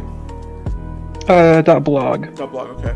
So, tournament results for, we can do, we'll start with, obviously, set 2, because that's the recent one. So, as y'all know, so, of course, this is, from, well, I think this is from multiple, shops, right? I think for multiple shops, multiple tourneys, right? Deck Center for this, right? So Deck Center aggregates from locals that he can get data from, and then the big tourneys. Okay. I think a lot of his like more random things come from these locals. You can see like if you go and open up the list kind of tab, you can see where they come from. A lot of them seem to come from some locals. Some like hobby store like Fujisawa here for this Dragonic Overlord top. Yeah. But then I know that some of them are from like VGCSs and things like that. I'm gonna go ahead and kick things off. We'll start with set 1 and then we'll go on to set 2. So set 1, I think we all know what's gonna happen. Bastion taking most of the slots. Barrel Magnus right behind him, which I thought, honestly, when I see Barrel Magnus in second place, I'm not surprised. When Barrel Magnus first dropped, that was a heavy card. Like I think that's the set's only board wipe, which is pretty funny. I honestly think it's still really good now. The problem is a lot of the tournaments going on are some sort of team event or locals, and like team events do not let you have 2 Dark States decks, which I think is dumb. I think it'd be kind of cool to just let everyone have their own ride line rather than keeping with the old clan restriction. I don't think it's just that. I think it's also that people are not realizing that Barrel Magnus, right? It's board wipe, great. Its effects, awesome. But your hand size is so bad. Like, a 4-card hand size, even in D era, is just god-awful, you know? Like, Micah, you play, of course, Barrel Magnus is your main deck, right? Past turn 4, maybe turn 5, you gotta admit, man, your hand size is looking really, really, really bad, you know? Oh yeah, your hand size in Barrel Magnus is very much a situation where you're like, okay, I'm gonna mulligan, find my soul charge stuff. Like, I don't want to keep like. There is games where I'm like, I have this persona right in, but I don't have my soul charge. Goodbye persona right. Goodbye PG. You know, goodbye this single defensive trigger. Like, your soul charge is so important in the deck. I mean, obviously, I play the turbo 15 soul build rather than the more get to 10, kind of control the game with some orders build, which I think the 15 soul is just the better build. Yeah. I think that is the biggest fault of Barrel Magnus is grade 3, I'm probably hitting 15 soul. Like, I very rarely whiff on 15 soul. If I do, I'm bricking pretty hard. But after that turn 3, you know, I'm sitting there, I've drove check, I've drawn off Barrel Magnus, I have 4 cards in hand. Maybe 3. And I'll be honest, you know, whenever you're calling out from Barrel Magnus, normally I'm winding up with, I call her Bunny Girl, I think she's the grade 2 that puts back in the soul of countercharge. Never really bothered to learn the name, always just call her the Bunny Girl. Like, that goes back into soul, that's not intercept. And you don't want to call out something like Electro Spark, because then you're forced to counterblast and soul charge even more. Which, after you hit 15, is kind of dangerous. You're gonna deck out even faster. Yeah. So, like, that's you can't get interceptors really either. Yeah, that's the one thing I see with Barrel Max is that its effects, like, the effects do complement, like, those low hand size, because Barrel Max going first, oh my god, it hit 15 that early, oh, it hurts, bro. Like, take it from me, who's fought against Barrel Magnus multiple times against this dude. Like going second with Barrel Magnus and then hitting 15 soul that early, like you're probably gonna go to 5 damage, if not just dead. Like it just hurts, man. It hurts a lot. But after that, if you survive that first heavy wave and you manage to clap back, like then they're like, oh well, dang it. I think another problem that Barrel Magnus has is like looking at like Varina, for example. Like Varina's grade 2 turn, even just calling an Arcs, like Arcs is a really good attacker. But like Barrel Magnus, you know, you've got Gungan Ram and you've got the Bunny Girl and you've got Electro Spartan. Like these cards are not amazing attackers. Your opponent hits defensive and you're just like, well, pass. Yeah. Well, with Virina, right?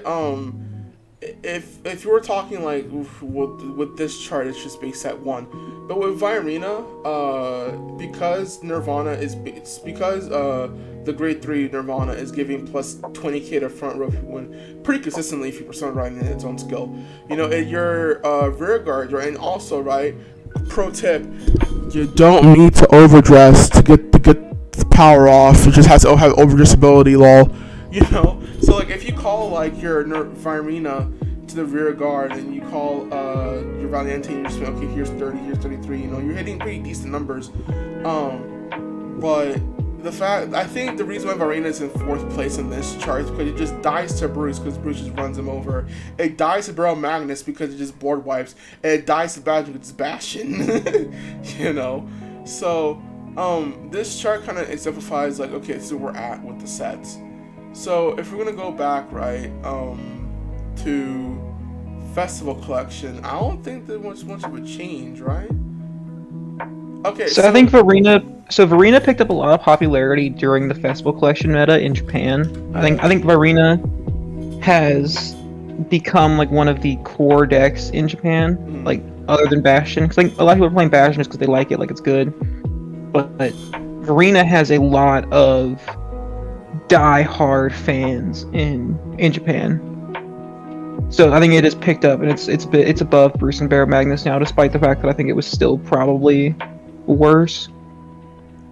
And you can see like here on this Festival Collection scene, right when Token Rampu dropped, it already has a good 12 toss. It has 6% of the meta share. Yeah. Which isn't bad. But then like when we look at our set 2 here in a second, you're gonna see that it has the exact same amount of tops as Eugene. Like, yeah, so like it definitely seems like I want to try new things. Yeah, I think with Virina and being second, yeah, popularity-wise, it's the main character deck, obviously. But I think mostly the deck got solved after Festival Collection. I think that's why. Because I see most people like working their ratios with Virina and Valiente and Arcs. So I think the deck got solved right when Festival Collection dropped. And they're like, okay, with this, right, we just blew out Barrel Max, because this is when we found, okay, Barrel Max's hand set is just trash. So what we're going to do is that we're going to maintain our maybe like 1 overdress and rear guard, and then once their pan is low, we smoke blow in the water, that's it, we got him. And against Bruce, I think because, Bruce goes second, we win. You know? But I don't think they have a game plan against Bastion, which is probably why Bastion is so high on the list right now. So yeah, I think the deck got solved and they just found better plays to play it, which is what I like about overdress right now. Instead of relying on power creep and just heavy power decks like, I'm going to use this effect and now I'm just going to win the game now. You know, have to be like, okay, I have to actually use my brain and think, you know. Instead of relying on my deck's power, I got to actually, like, you know, think outside the box. Like, okay, what can I do against Barrel Magnus that can actually beat them? Oh, they soul charge a lot in the beginning of the turn. Cool. Where's your hand size at? It's not there. That's my ticket. Against Bruce. Okay, what can I do against Bruce? Because Bruce right now is hitting 5 attacks a turn. On turn 4, what can I do?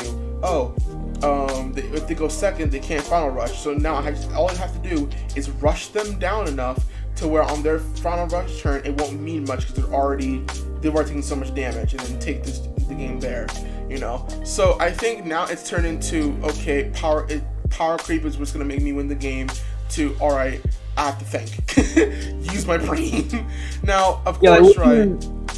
You can look back at V. You can be like looking at decks, and decks didn't care much about their matchups. They kind of did their thing. Yeah. They just did their thing, and they went off, or they won or they lost. You know, honestly, back in V, a lot of it came down to the die roll. Oh yeah. But like here in D, looking at it, like, look at Prison. The way that Prison plays each matchup is so unique. Like, the amount of difference the matchup makes to Prison is insane. Or like Magnolia, right? Like Magnolia versus Barrow Magnus, they're just gonna call out absolutely everything. They're gonna kill you before you hit 15 soul. Oh yeah. Like I've seen some very interesting matchups. Like for example, like I know Eugene's dumb, like trash, but I've seen Eugene versus like Nirvana, and I've seen Eugene steal games from Nirvana because even though Eugene's deck isn't great, it can still shoot rear guards, which Nirvana does not like, you know? I've seen games with Orpheus versus Zorga. Like, those games take God forever because they're both tank decks, you know? I see games, like, the game that I saw between Seraph Snow and Varina was absolutely astounding because people were like, okay, they're gonna imprison our rear guards, right? We see Nirvana. Nirvana says it gives power to units of the overdress state. So what we're gonna do? Back row trick stars. Call 3 tricks in the back row. They can't touch us now. You know. So I like now that, and I think that's what they're trying to aim for. They're trying to design this format to be, instead of relying on just turning cards sideways and activating your game-ending effect, think outside the box. What can you do? Because I'm pretty sure, right? As bad as Eugene is, there has to be ways you can beat maybe a Bastion player, or as bad as Eugene is, there's probably ways you can beat your Orpheus player. So it's not all doom and gloom when you see, like if your favorite deck is Eugene, right? It's not all doom and gloom when you see it as like the worst deck ever. It has ways to win. I promise you, it has ways to win. Unlike in V era, if you saw someone in the dead last, don't even bother. You know, so. Yeah, that's the one thing that we picked up on that we think is just great about the era. You know, not everything is the end-all be-all best deck. You know, there's obviously ways to get around things. So, moving on to the latest set, which is A Brush with the Legends. And now we see something very different. Oh, PPD, no. But we now see something different. We see Bastion is now actually has increased a bit in popularity, meaning with the new grade 3, this is a better dark strain, even though I'm pretty sure you run both. But with it is a better dark strain. You just kind of run 2 of it, and then like 1 or 2 dark strains. So, of course, we see Bruce straight up jump to the 2nd spot again. It used to be Nirvana here, but now it's just Bruce. And I think the reason why it's still there is because of your old pal Leonard. Now, Leonard, right? If you guys don't know, is a when an attack, so it's 5k for a rush, and then when the attack hits, I think Soul Charge 1, just according to Soul Call it. So it now allows Bruce to now hit Mega Multi Attack, which hurts a lot against other decks like these ones. Now, of course, right, we didn't think, because in the last few, we see Seraph Snow be like in this area. Now it's way down here in the third spot because their support that they got for set 2 was hella good, you know? Like, we got cards that say, oh, bind from imprison from the drop, imprison from the hand. If you take out from the prison, put it into the drop, so if you take out from the prison, it loses power. So, like, it got so, like, I think they took the idea of prison and just expanded on it, and now the deck is good, which I think is a good thing. And then after that, we have Dragonic Overlord, which honestly, I was surprised it got 4th spot. But if you think about it, a Resending Vanguard is still really strong. The fact that it can attack a rear guard and you just can't do anything to stop it is insane. And then it gets Twin Drive and it resends and gets another drive check.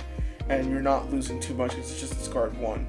So, yeah, I think Dragonic Overlord, it being in the 4th spot, it was surprising to me, but I can see why it's there. And then of course you have Barrow Magnus, which honestly, to Micah's point, yes, Barrow Magnus is still a really good fucking deck. Like, for it to be still in the contender of like, oh, I'm still in the meta scene, I haven't gone anywhere, is really, really telling. To like, they made Barrow Magnus, they basically future proofed it, because the fact that it can get plus 10 hits, what's up? I think the biggest thing with Barrow Magnus is like, right now we have a single effect. We got it from set 2 that's actually good from Insoul, but like in the future, if we get more from Insoul effects, the deck just becomes better and better. Like, yeah, I think the deck is pretty future proofed. I am both on your point about Dragonic Overlord. I'm not that surprised. I mean, it is Overlord. Like, I don't want to blame it all on nostalgia, but like, it's Overlord. Like, it could have been as bad as Eugene. There'd still be people playing it. I mean, we saw Togen Rambo topping during the Festival Collection thing. Like, although I'm not saying Dragonic Overlord is bad. While I do think PBD is just dog water trash. Like, Dragonic Overlord actually has a pretty decent place in the meta. Yeah. So, moving on to, like, because we know Bear Man, that's great. Moving on to Varina. Of course, Varina dipped heavily from what we saw last time. It used to be second best, now it's up here. To me, the reason why I think it's up here is that Varina is a very confusing deck to build. You won't see a deck list that's like exactly the same, which to me I think is great and bad at the same time. The reason why I think it's great is because, okay, now you have ways of brewing. There's not a singular definitive deck, and I think if someone solves the deck to where it's definitive deck list, I see it being like right here again, you know. But as of right now, because the deck is so hard to like pinpoint, okay, what do you do? Do I run Daimari? Do I run the grade 2 and grade 1 Blaze Maidens? Do I run Valiente now? Because even Valiente has been called the question of, do I run it as a 0 of, or do I run this card as a 4 of? Because I've seen some decks that just run as a 4 of and just cut out Varina. I see some decks that run Varina instead of Valiente. There's so many questions that I think the Japanese players just haven't gotten to yet, and they're still playtesting, because the set didn't drop. It's still pretty early on that the set has dropped. So I think right now they're still trying to figure it out. They're still trying to iron out the kinks, and when the deck gets solved, like it did before, it's probably going to jump over to here. But right now, I see why it's here. Hexa Orb, also not surprised. The deck is really, really strong still with their new orb thing. I forgot what it was called, but I think they just stacks 2 and call 1 or something. Hex Orb is so close to being just straight up tier 1, but like at the same time, I see them. I mean, we had this conversation a couple days ago, but like, yeah, how hard can they push Hexa Orb? Because with the addition of triggers became even better. I mean, looking back into, you know, G era, when you had like the Oracle mechanic, things like that for OTT, like they were limited even then with what they could do to it. I mean, I know it's a little bit different, but you can look at like Tsukuyomi over in Zero, like, just because they reprinted that and it's so strong there, like, I know it's a little bit different rules, but I mean, that just brings you back to like that old Vanguard era where Tsukuyomi was also very strong. Like, manipulating the top of the deck in Vanguard in a game where, as much as I think some people want to disagree with it, luck is an inherent mechanic to the game. Manipulating that luck is always going to be very strong. Even if it's just manipulating, well, I don't want this grade 1, I want this grade 1, like, that is going to be a very strong mechanic, so I don't know how hard they can push Hexa Orb. So that's what makes me wonder if Hexa Orb is always going to be this lower to like 5% of the meta deck, because they just can't take it further. So, as you said, luck is a big mechanic of Vanguard, and to be honest, I know, like, me 5 years ago probably disagree with you, but me right now, I will tell you right now that Vanguard, luck is a very prevalent thing in Vanguard. Like, I'll tell you that luck is in every game, but unlike most games, Vanguard really, it takes its luck and it turns into a mechanic, which could be a good thing and a bad thing at the same time, you know. But with Hexa Orb, to be able to manipulate that mechanic, like, it's not like most of them just have your own abilities. Hexa Orb really says, I'm taking this mechanic and I'm going to manipulate it to my own personal game. That right there is really strong in its own. So I think Bushiroad right now is really tiptoeing with Hexa Orb. They don't want to make things, they don't want to make something too strong. Like, I think this is, to me personally, I think this is Imperial Daughter done right. Hexa Orb is Imperial Daughter done correctly, because if you see Imperial Daughter with Amaterasu back in the beginning of V, right, that was the best deck immediately, and what it did, it just manipulated the deck, and also had other strong effects after it. This mentioned, like, they gave it really good finishers like Deer, exactly, I think, you know, like with Silent Tom and Victoria's Deer and all that nonsense. This manipulates the deck and that's really all it does. You know, it doesn't really do much outside of that. You know, it manipulates the deck and it gets benefits by doing that, but it doesn't do anything else, which I think is just fine, because you know, changing mechanic to your own benefit is strong enough as it is, to the point where you don't need, you know, these game-breaking effects. You know, you don't need a card that says, I'm gonna draw 3 and then do this, you know, or I'm gonna say you can't kill sentinels. Sound Tom. You know, so in itself, right, I think if Bushiroad is just really careful with its design, I think they can really expand more on Hex Orb. But of course, right, like I said before, Bushiroad should just take this to a more creative stance than a power creep stance. You know, V Era was the power creep stance, and you saw how that didn't work out. Take it to more a creative stance, and now we're talking. You know, so moving on to the next one, which is Orphist, and it's because Micah knows Orphist is one of my favorite decks, and to see it all the way back here, I'm like, no. I mean, with how many Rylands we have now, I feel like even like the pet decks and the really cool, you know, tier 2 decks are always going to be these smaller, like 5%, because like as much as I know you do love your Orphis, I think even you can admit there is a large difference between Bruce and Bastion and then an Orphist. So if you're my, I think we're just gonna see these 20 to 30% shares, and then all of the tier 2 decks are gonna be these 10 to like 8%. Like, yeah, you can look down here at the bottom of this list where you see PBD at 1% and Eugene at 0.5. Like, as long as you're not down there, I think you can say that you're a good deck. So to be honest, right, I think Orphis in itself, because I played the deck, I love it to death. I think Orphis is a walking, talking, like it's an actual tank.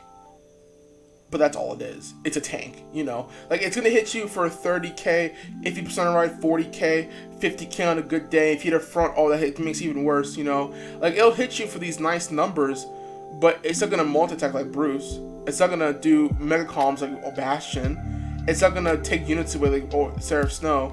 And it's not gonna do these crazy things that all these decks are doing. But Orphis in itself, right, is just an unkillable deck. Like, I'm telling you right now, I see Orphis beating Seraph Snow. It's its worst matchup against Orphis. I see Orphis beating Dragonic Overlord. Like, the fact that Orphis just doesn't care about its rear guards, like, you can attack, I don't really care. I'm gonna smack you in the face anyway. I see Orphis beating Barrow Magnus. Like, it's just that, the fact that Orphis, right, is just a tank, it just can't outbeat these decks. Like, for example, right, Gasteel, when it came out in Clan Selection, right? Gasteel had the potential to beat one of the best decks in the format. It was still tier 2.5. Why? Because it just couldn't keep up with everything else. So I think that's probably the same thing we see with Orphis as well. I think that was really only until people realized they could just play the other DI cards with Gasteel. No, I'm just about Gasteel was gross. Just talking about it in V Premium, you know. I just mean, like, yeah, back in V Premium, like, not even like original Premium, just like even in the straight V, like, Gasteel's really gross. I think the biggest thing is no one at our locals plays DI, but I know DI is a very high tier considerate deck in V right now. Yeah. Just because people realize that, you know, Gasteel with NLK and Brufus is pretty good. Yeah. So moving on to Zorga, of course, is a bit behind as well. Personally, for me, for Zorga, I wish I played more Zorga. I think the deck looks really cool. But I don't play much of Zorga, but I've seen that, you know, of course, its effect is drop zone, bind order, get order effect, pull it off. You know, and its new cards that it got it's pretty alright, but of course it's not standing up to like the main titans that we have right now. And same thing for Magnolia. I think Zorga very much suffers from the once a turn order effect. Oh, yeah. If orders could be used multiple times per turn, I don't think it would be broken. I think it would be an interesting change to see tried.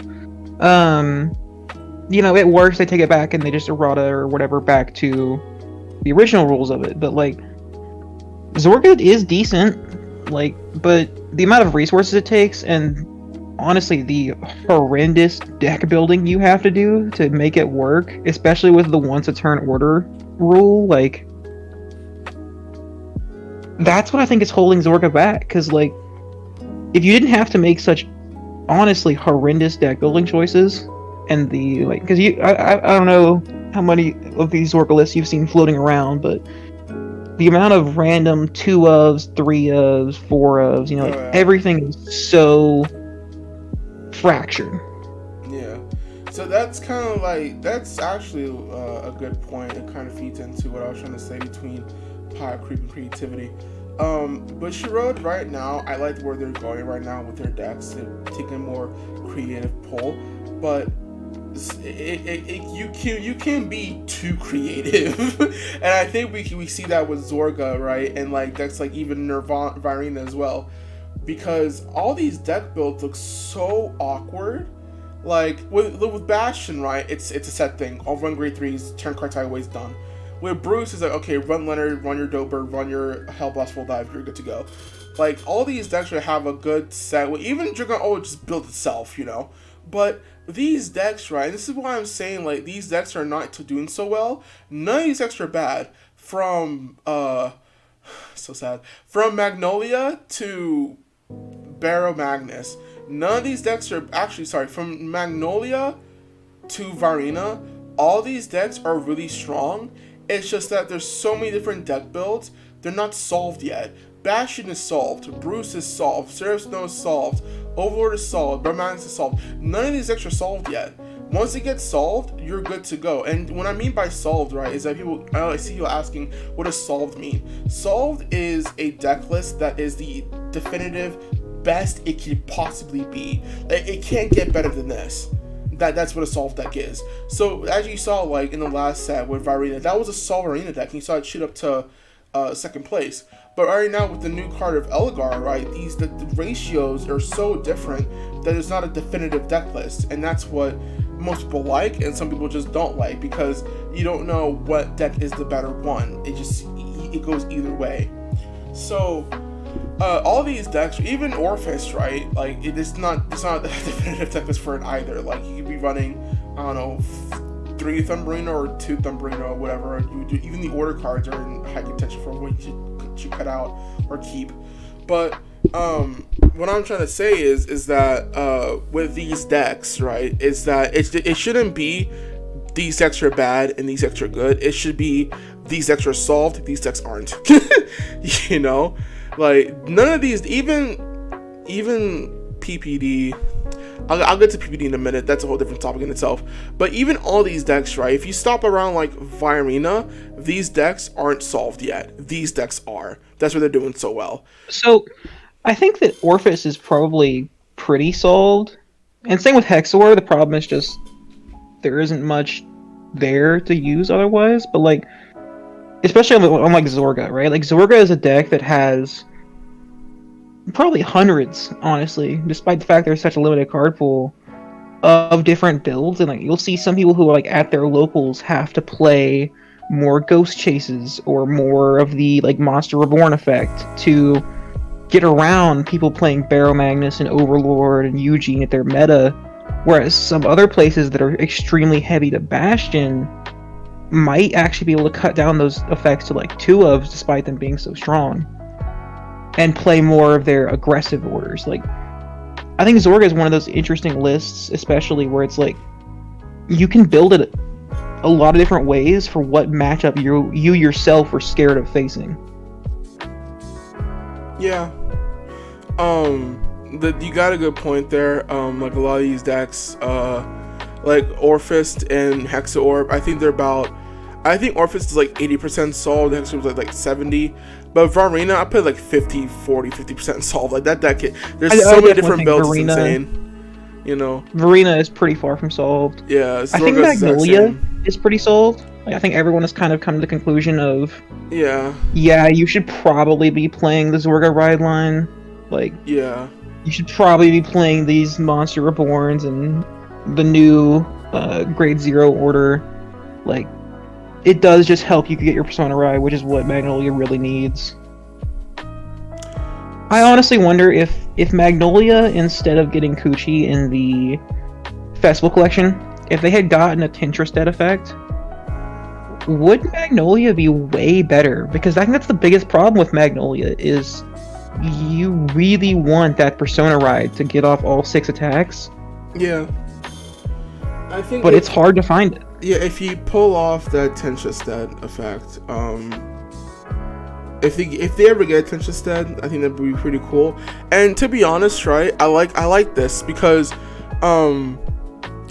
if you realize, right, back in V era, a lot of decks got the exact same thing. Like, at the end of it, every deck had a Great Researcher, every deck had Draw PGs, every deck had this, every deck had that. Now, in D era, yeah, sure, every deck has an Over Trigger, but that it kind of just stops there, you know? Even the Over Trigger isn't the exact same for every deck, you know? Like the Orifice deck runs an order cards, kind of like Zorga, but it's completely different how they run them. And like for Dragonic Overlord, yeah, it restands things, but it's different from how, like, I don't know, Barrel Madness does things. I don't know. Like it's different for each one, which again kind of feeds into them being creative. But I think for right now, none of these decks are terrible. Not even close. Like it's from Magnolia to Bastion, none of these decks are terrible. It's just that as of right now, as it's seen Bastion solved, it's just far showing to what Magnolia can do, or Bruce solved, it's just far showing to what Hex Orb can do, you know. But I give it time. I think it'll change. You might never know. You might see freaking Hex Orb and Brian be the top 2 decks, and then see Bastion and Bruce where freaking Eugene is at. God forbid. But you never know. So I know you know what I'll say for the podcast here. Like, I come from Magic. I've played Magic for a good 10 years. Like, decks that are based on spells and can recur spells in Magic are always very strong. Like, you can see things like Delver and things like that have dominated metas for years. Like, Zorga has the makings of a very strong deck, but it is held back by the once per turn, and honestly, some pretty shitty orders. Like, you've got some good ones, but they are not the dominant force of that deck. Like, there is some pretty jank stuff you have to play for Zorga. Like, I could see it set 5, set 6, maybe even set 3 if they really want to push it. Like, Zorga could become a dominant force. Not to mention, like, decks like Magnolia, that, I mean, we've seen these strategies in Vanguard before. Turning things sideways is good in Vanguard. Yeah. Turning things sideways is indeed is the way to go, honestly. But I like that they're taking the order card and they're really you know, expanding on it. Now, for the last thing here, PPD. Now that this is a whole topic in itself. My good thing is BPD is hot dog water. I am not on the PPD train. Yeah, he thinks PPD sucks. I am okay. So here's my opinion on PPD, right? Because of course, yes, I built the deck. I don't think PPD is bad. I don't think it is. Why I don't think it's bad is because it's not like god awful, you know. It's just power wise, it doesn't stack up at all to any of these decks. Like, PB in itself, right? The strongest thing about it is that it pops 2 on command, which is great. But most decks, if you retire 2, except for like Virina, most decks you retire 2, they really just don't care. Like, if you retire Bruce's front row, okay, we'll just call 2 more Persona Ride and then you're dead. You know, if you retire Bastion's front row, okay, it kind of sucks, but like usually you see a Fasado there, so you don't really care the Fasado staying. I mean, they just call it an all-in and are like, okay, well, I get a draw 2, thank you. Yeah, like PPD, right? I don't think PPD is bad, but it's just that the power level just doesn't add up to any of these other decks, and that kind of baffles me a little bit. Like, you made Dragonic Overlord pretty strong, but then you just strip away what PPD was strong for. A board wipe. Like, if you look at a VPPD, right, what it did was that you counterblasted 1, right, I think it was TB1, pop 3, the opponent popped 3, you get plus 15k in a crit. That was huge. Because you could do it multiple times over. It was an act ability. And the second effect was if you soul blast a grade 3, deal opponent 1 damage. That was also huge. So I think if you just copy pasted like this effect and maybe instead of pop 3, pop 2, right? You would have a far stronger card than what you have right now. But the thing with PPD is that, like, in itself, the grade 3 isn't that strong. But its support, it does well to make it consistent. But as you can see, in our current format, consistency won't win you on your games. So, I honestly wonder. I know, like, I've expressed the opinion to you off the podcast, and, you know, I mean, we've kind of mentioned it here. I do think PPD is bad. However, I honestly wonder, like, is it the grade 2 problem and the grade 1 problem that Keter has? Because Hexawarp has this same issue. The grade 2s in Keter Sanctuary are not good. We finally got the Angel here in set 2 that is by far the best grade 2 in Keter. But even then, it still somewhat supports grade 3s. Like, on your grade 2 turn, you are not doing much in Keter. Like, PPD did get some specific support. It got Maka, it got its Blaster Dark, but, like, honestly, Blaster Dark's not a very strong card, it seems like. Neither is Maka. While they do support the PPD game plan, I don't think it's enough. I mean, if I was to put my own bias aside towards PPD, I have to agree. Keter Sanctuary, like, it is really based mostly all around Bastion. And I think this is where Bushy's kind of at fault, because they introduced Dragonic Overlord in PPD to the D era. They did a great job with Dragonic Overlord. They completely fucked up PPD. I'm sorry. They did a terrible job bringing PPD back. Like, if you see some of the support cards like Charon, okay, Charon says rest this, look at a card that call something. Okay, cool. But if you look at Maka literally says pop something in the top 5, call something. Why would you retire a rearguard to call something new when you're literally trying to pop things to pull out Phantom Blaster Dragon's effect? You know? Like, there's no point in popping something again to call something new. And that's if you even see something in the top 5 you just absolutely whiff. You know, it's really annoying, honestly, with Phantom Blaster Dragon. Now, I do see some builds where they're like, okay, we're going to take the idea of Bastion and we're going to re-engineer it into Phantom Blaster Dragon. I think that's pretty cool, because this is a new order card where it says based on how many grade 3s that you have, you get these specific effects. And it's like, it gets the Vanguard plus 5k, you draw a card, and the Vanguard gets drive plus 1.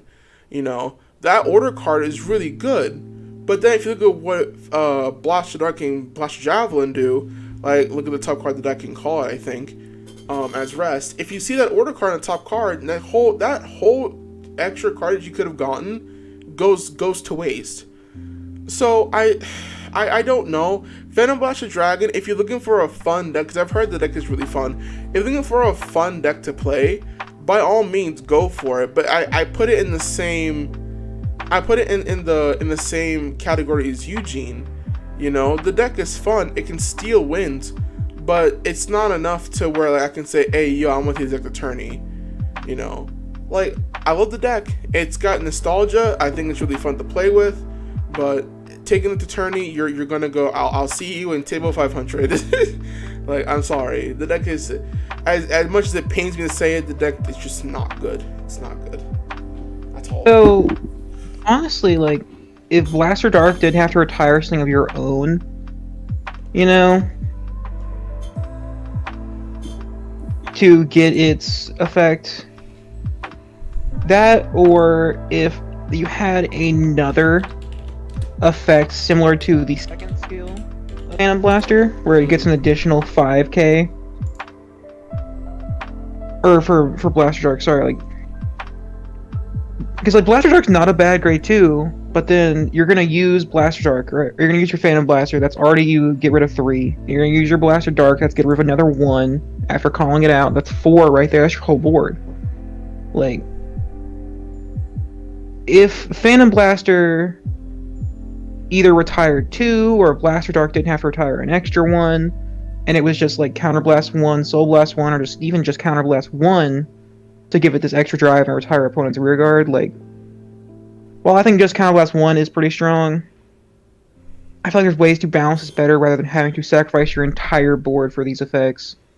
Yeah. Or if you had a grade 2 with this continuous skill that Blaster Dark has, where it gets like plus 5k or whatever for whenever you sacrifice a rearguard.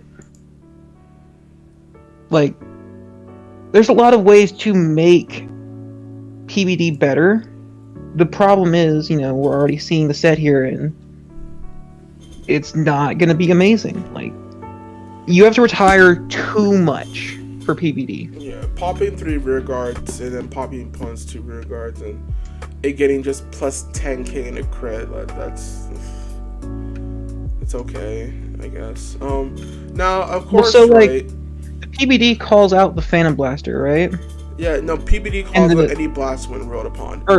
Yeah, so I keep saying Phantom Blaster and I'm trying to say Blaster Dark. So you know, really, if you Persona ride every turn, right, which sometimes just not possible, that pop 3 is really a pop 2. If you really think about it, you know, like it cuts down the cost a little bit.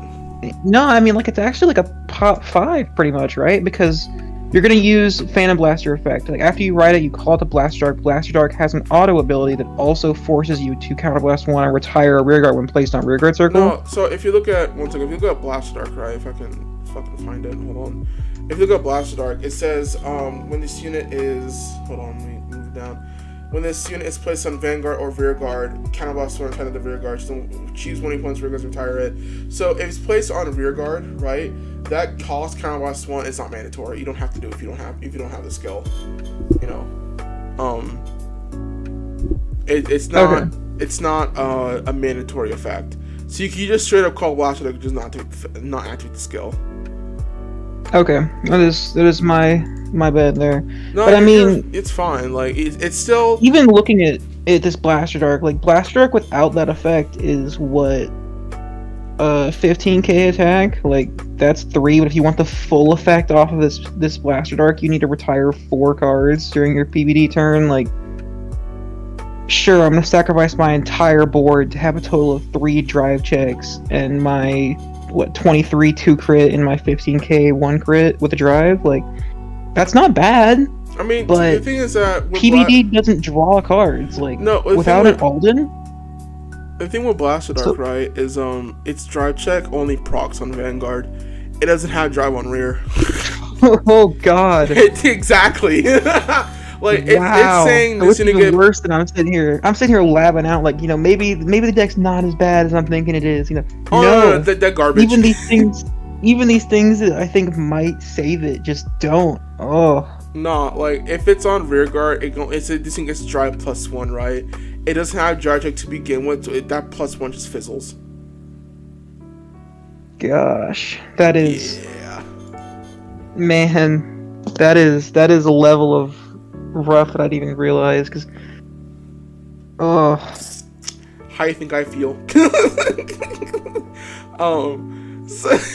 So of course, right, it's not all doom and gloom. It has some things it could use. Oh, that's some other support. So you can do cool things, but the cost of doing it is just too high. Honestly, to me, what makes this deck really consistent, like for example, we have Witch of Pandering Brunner. If it'll load, its effect is if you have a Vanguard Blaster and its card name, it's be retired for cost, it may be regarded as 2 rear guards. So this is an instant 4. Okay, that makes Blaster Dark, PBD, just straight up less. You know, this is our weaker version of the main. You know, it makes PBD just straight up like a less painful card to use. I wonder if PBD had been retired to Pop 2, could that have saved it? It was just an equal trade. I think if it was a retired to Pop 2 and then bumped that 10k to a 15, yeah, that probably would have saved it. I think it would have been a lot better card because those little things add up, you know. Yeah. And then that, or if you just had better rearguard attackers other than just Blaster Dark, and I guess whatever grade 3 Bastion you want to run. Yeah.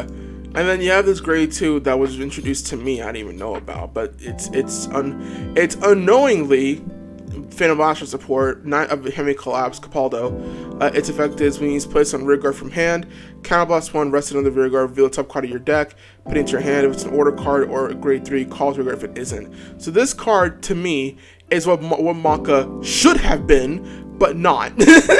You know, Maka, this is like, choose a rearguard, rest it, so you can choose your Brunner and rest it.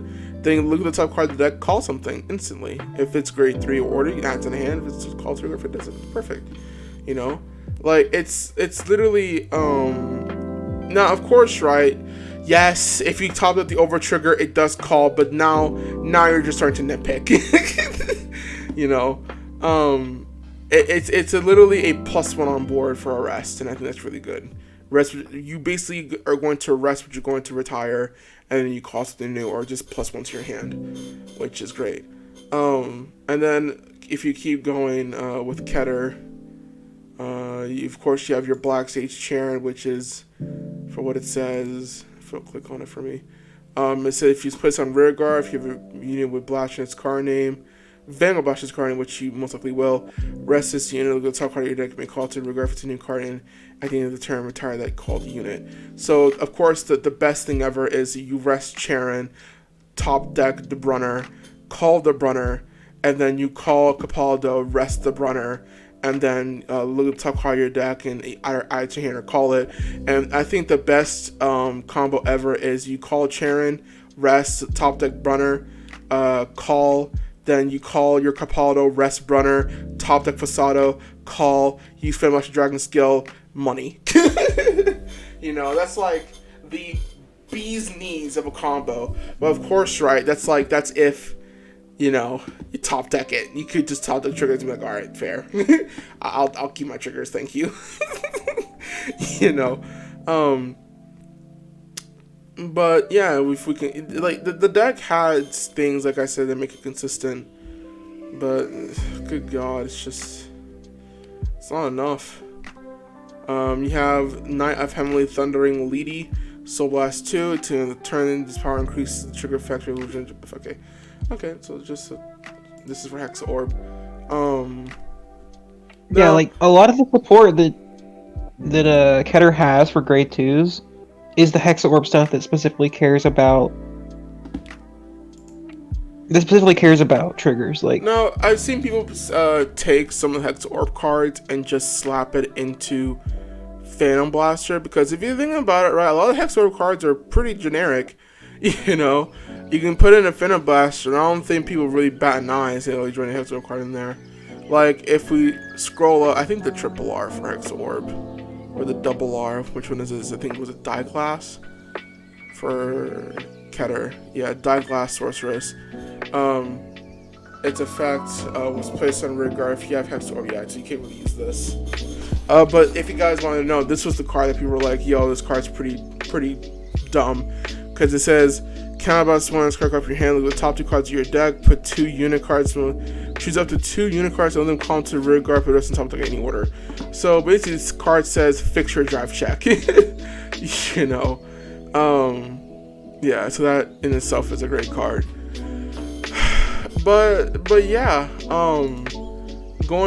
seeing tourney right now with these recent decks, none of these decks I think are bad. Even PPD I don't think is bad. It's just that either they're solved, not solved, or just don't have enough. You know. Now, not all hope is lost, right, Micah? It's always set 3. You might see something cool for that. So, I mean, you can hold out your hopes, but like it's gonna have generic support, because I do not think we're gonna continue to see true support for the encounter cards in every set. I think we might see some sort of generic, like, if a unit is retired by a card effect or something like this, but like you're not gonna see, I don't know, some sort of like Revenger Blaster Dark, you know, like encounter card or whatever. Like, we're not gonna see any true support. No, what I'm saying is that for the next set we might see some cards that don't look like Phantom Blaster support, but actually are. Like, they're veiled as PPD support, like Capaldo or Brunner. Those cards aren't like... Misty's playing that's just a generically good card. And yeah, that's gonna they're be generic good cards, but in all hindsight, they're made for Phantom Blaster, you know? But yeah, that's set 2 so far. Of course, if you're looking at this, guys, don't be like, oh, I want to build a PPD, but it's not good. The deck is good. It's just not as good as the other ones. Anyway, is this Clan Selection Volume 2 tournament results? Oh god. Oh god. I don't even want to look at this right now. Jesus. Oh lord. This is for V Premium, right? Yeah. He's keeping results for V. It's so gross. Freaking Bermuda Triangle, 16%. Night Road. See, it's a lot on the board right now, but like at least this is like, it's not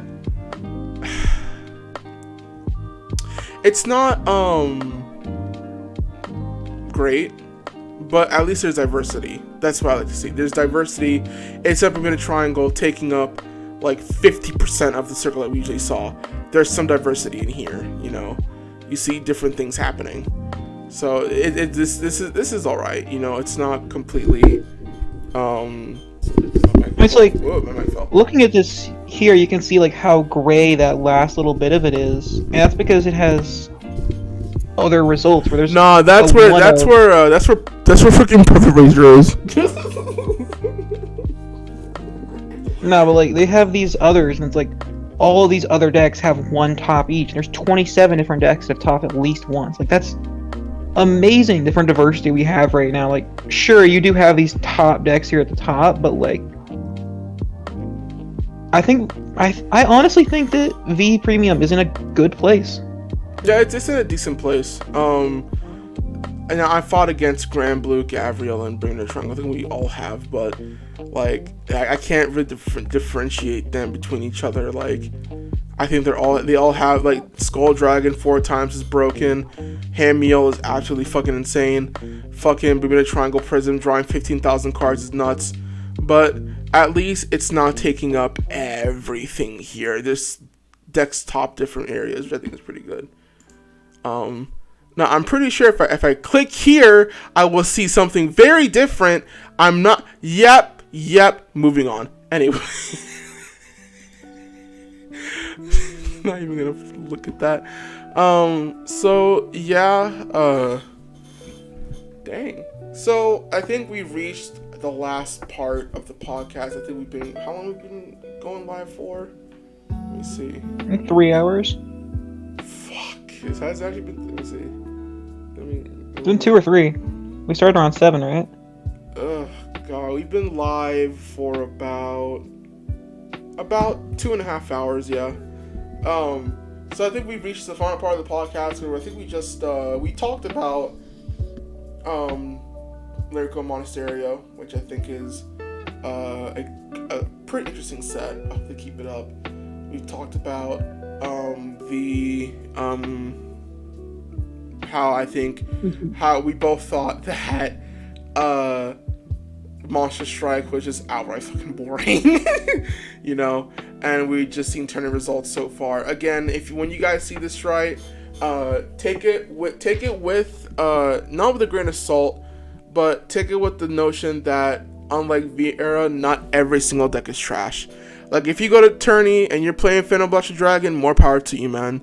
If you go 4-0, then you're a fucking god. You know? I mean, if I sit down and I'm seeing someone play like Eugene or PBD, I will think that I might have a free win there. But, you know, sometimes these decks do just kind of roll hard. Like, exactly. Like, you never know. This isn't like when you're sitting down at end of V era playing, I don't know, like Gabrielle or Melody or whatever, and you see your opponent playing like set 1 Monarch Sanctuary Alpha, and you're just like, yeah, I can turn off my brain, just sideways win game. Yeah. Like, D-Series is a pretty balanced format. even though you're seeing these results and these small like 1% or whatever, like they're not big gaps. Like, I mean, I think there is a big gap between like Bastion and Eugene, but even then, it's not so large that it's an insurmountable difference. I think that a lot of D is gonna come down to the player skill and some thought process. Like, if you're trying to take these decks to your locals, guys, you got plenty of different things to do. Yeah. Don't feel like just because you want to play Eugene or whatever that you're gonna lose all your tournaments. You just lab out your deck, learn what you need to learn. You're gonna do fine. Yeah. Oh yeah, totally. Now, of course, there's another side of this coin. If you're going to tourney and you're playing nothing but Eugene, and then you're starting going 0-4, and then you're like, why do I keep losing tourney? Vanguard sucks. This is terrible. No, you're just playing a C tier deck. Like, don't be surprised if you go to tourney and if you try and play competitive and like your deck isn't doing great. But if you're that casual player that you don't care about competitive play, you just like playing Phantom Blaster, I personally believe you're one of the better play. You're one actually the nicer players to fight against, because if I'm fighting against someone that's competitive, right, I'm gonna either be fighting Bastion or Bruce, and I'm like, oh my god, just let it stop. But if I'm fighting someone who just doesn't care about the meta and just want to chill game at Vanguard and they bust out Eugene, and I'm like, all right, let's go. I will play my Phantom Blast. Let's have a rocking time. Like, I think that's something that I don't see enough in Vanguard right now, is that it's those casual players, right, that come into locals and they're not looking to win a championship. They're just looking to have a great time. You go to the local Vanguard place and you have your favorite deck Eugene, or your favorite deck Hexa Orb, or your favorite deck Phantom Blaster Dragon, and you're like, hey, I just came in here to play my deck and have a great time. And honestly, we don't see enough of that. We usually see our try-hard Bruce player, and they get super airheaded when they win, and they get super salty when they don't. That person's me. Get on my I guess one of the good things, like, yet another thing we can say is good about D, like, with how cheap the start decks are. Oh yeah. I think you can attest to this. I mean, we've seen 4 or 5 new people come to our locals now and just kind of sit down, like, even if they don't fully upgrade their decks, maybe their skill level isn't up to par. For like some of the people who like have been coming up there to our locals for years and years now, and like are honestly very enfranchised card game players. Like, they'll still do fine. They just come up there and they have fun. Like, there to try and grind out their store credit or their wins or whatever. But I think D is a very conducive environment, and that's great. Yeah, that's good. I think the 3 format thing as of right now with Vanguard is that if you want a highly competitive, very little if you want high competitive and there's like very little room for casual play, I think you probably want to play premium, because that's probably where it's at. Like, the amount of competitive deck brewing, and a lot of people like that. A lot of people like going to a format and they take their deck, they brew it, they find everything about it, and like, okay, fair, let's go. I have my deck and I'm ready to rock. You won't see this coming with some amalgamation of Orange and Prism or something like that, and you won't even notice. And like, what is this blasphemy? And they end up freaking. So I wonder, just, rocking your shit. Like, right now, I think me and you can both agree, like, premium has a lot of problems. Yeah. And that limits the people who want to casually brew these kind of janky, interesting things. Oh yeah. But if we see that premium ban list, especially when like different fights have been kind of passing around, like, I wonder if premium becomes the new home for these people who want to do these more janky brews and things like that, because there's a lot of very niche, very interesting things you can do in premium with different interactions and like old mechanics, like look at old Legion cards. Like, there's so many cool things you can do with those, or like old keywords. Like, there's so many cool things you can do there, because the very top tier decks do some absolute ridiculous things that jank decks just physically cannot stop. Yeah. But I think if that ban list happens and we see an opening up of the premium meta, we could see this casual wave in premium of these more interesting brews, Whether or not it would actually happen, just due to how annoying it is to sometimes get premium cards, I don't know. Yeah, well, but I would be interested to see it actually. If you guys don't know, there's currently is it a vintage market? But like there's a market of like very old, distinct Vanguard cards, like an SP Season 1 Tsukuyomi that might go off for like $700 because it's an old card. You know, that kind of market is trying to find its place in Vanguard, and I think it's a good idea. Yes and so no. I don't think. I guess it just. I don't think that like the collector's market is going to affect premium that much, just because like how many people are really playing their base set Gancelot or whatever in their premium deck. But like the biggest thing I think is going to be is like, you know, because like look at Mega Colony. Like I can't remember the name off the top of my head, but they have those like mutant deity strides.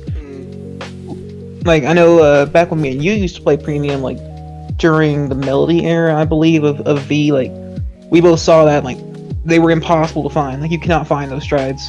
And if you did see them, they were like $40, like because there was only 2 of them on the TCG player.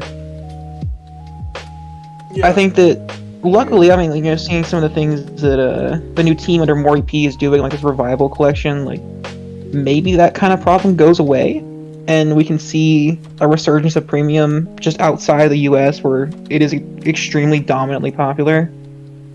Because I think premium is kind of being held together by the West right now. I think so too. Right now, premium is in a pretty precarious spot because there's a lot of loop decks in premium, and to be honest, Bushiroad has a pretty big mess to clean because they didn't take into account how most cards would affect their premium format compared to like V era. You know, like take the Overtrigger for example. Like the Overtrigger in D era is well, it's not good, but it's fine. But compared to like in premium, where the first thing people thought about was, oh, Ultima Overtrigger, insta-win. You know, like, and don't even get me started on that with Gold Paladin, good God. But like honestly, right? If you're looking for just almost pure competitive format, then premium's probably going to find it. If you're looking just to turn your brain off and turn cards sideways and then do your super cool effect and then just black them out of the water, go to V Premium. Because like, that's what V is right now. Yeah, like, that's probably where you're each gonna deck find has it. its thing. Yeah. And honestly, like if you're looking for, actually, I think it's a tie. I think it's a tie between V era and D in monetary wise and price wise, because I can build a Aquaforce deck. Let's say I want to build Lambros. I can build that for like $20. The deck is hella cheap because of the reprints. If I want to build Dragonic Overlord, that's a bit different because the cross is like $30 and the end is like $30 and the cross is like $10. So that's a bit different. But like if I want to build like, I don't know, Hanzo, that's not hard. I see a lot of V decks going from like between like 120 to like 60, 70. Which is what I remember back in the day. If you want to build an actual Vanguard deck, it costs you like $400. Not even lying to you. You know, but now if you want a more, now that's V Premium, right? Now if you want a bit of both, D era. You know, like D era, right, has a nice mixture of I'm gonna turn my brain off and just turn cards sideways. Bastion. Or I'm just gonna, or I want to be competitive here, but I want to see like what I can do in the competitive wise, and that's what I see in the era. It's a good mix. I like that. But yeah, that was our 3 main topics for today. Sorry it took us a week to get this podcast going. I have another job beyond just streaming. Also, I am lazy. Leave me alone. But I think our last, usually in this time of the show, we just talk about whatever.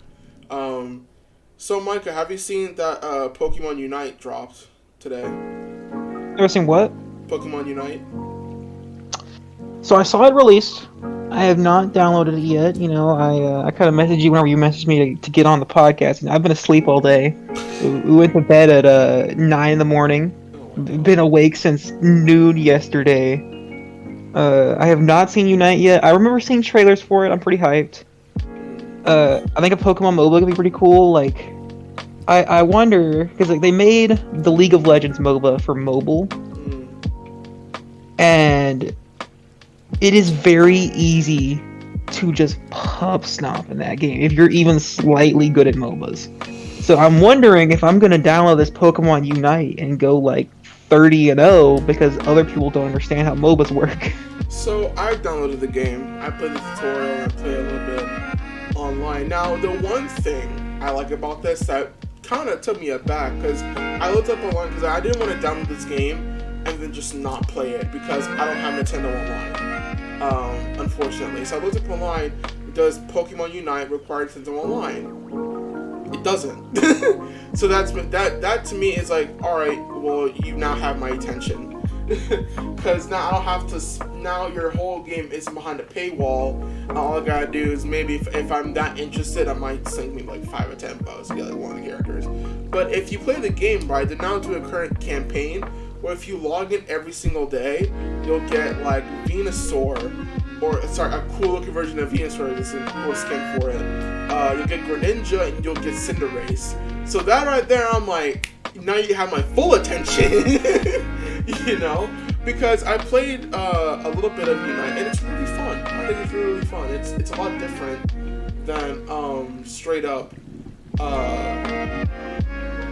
just straight up League of Legends. Now, from when I played it, right, what I did is I picked. They gave me charge of the playing tutorial, but when I was playing, right, I guess I wasn't leveling up fast enough because by the time I hit like level 9 or 10, the opposing all I know was like level 26. I'm like, how, where, you know, and like, I ended up just camping out next to my basketball turret, just hitting the X button, like, all right, just die from my flamethrower, you know, while my thing heals me nonstop, you know. I think that's something that people will probably now take this with a massive block of salt because I'm not a mobile player. I'm not.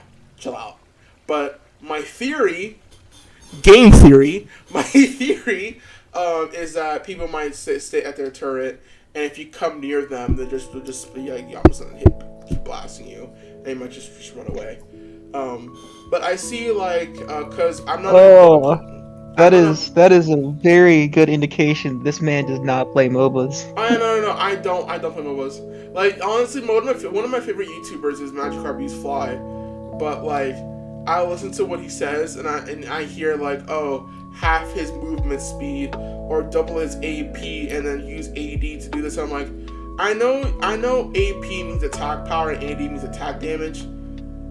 Aren't they the exact same thing? And that just means so like, AP probably means armor penetration. Oh, well, I'm just retarded. I don't know MOBAs. I don't. leaving the topic of Pokemon Unite, I think this might be a bit of a big one to bring up as the last topic of the day. Yeah. Have you seen Master Duels? Oh my god, here we go.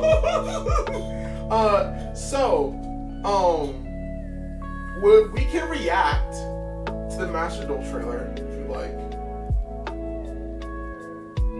I am fine doing that. Yeah. I was mainly bringing it up because, like, at this point, Vanguard is the last card game that does not have an online interface. You know, I've come from Magic. I've played a lot of card games over the years. Yu-Gi-Oh's now getting Master Duel, which they've said, rather than like Legacy of the Duelist, is very much for the TCG. You know? Pokemon Trading Card Game Online has had an amazing online game for years now. Magic the Gathering Arena and Magic the Gathering Online, while they both have their issues, you know, I think MTGA's economy is pretty bad, and then like, just Moto is not a very friendly interface to people who don't know how it works. Like, they still are very good representations of the card game online. And Vanguard, I mean, like, you see things like Hearthstone, Shadowverse, all of these good games. Like, why has Vanguard not stepped into this card space? Like, we've seen EX. EX was immensely popular. It was so popular, people were creating Japanese Nintendo Online accounts, even here in the US. I mean, I know both me and you did it. Oh, like, totally. So had to find out how to buy yen to do this. Like, so I have an answer to this, but we were running on. We're not gonna end the podcast because I'm not tired. I don't know if you're tired, but I'm not. I gotta go. Use the bathroom. do life things. Leave me alone. I gotta use the bathroom, so we'll be right back. Just give us like 2 minutes. Let me go ahead and mute my mic. If you want to, have it play the Master Duel trailer.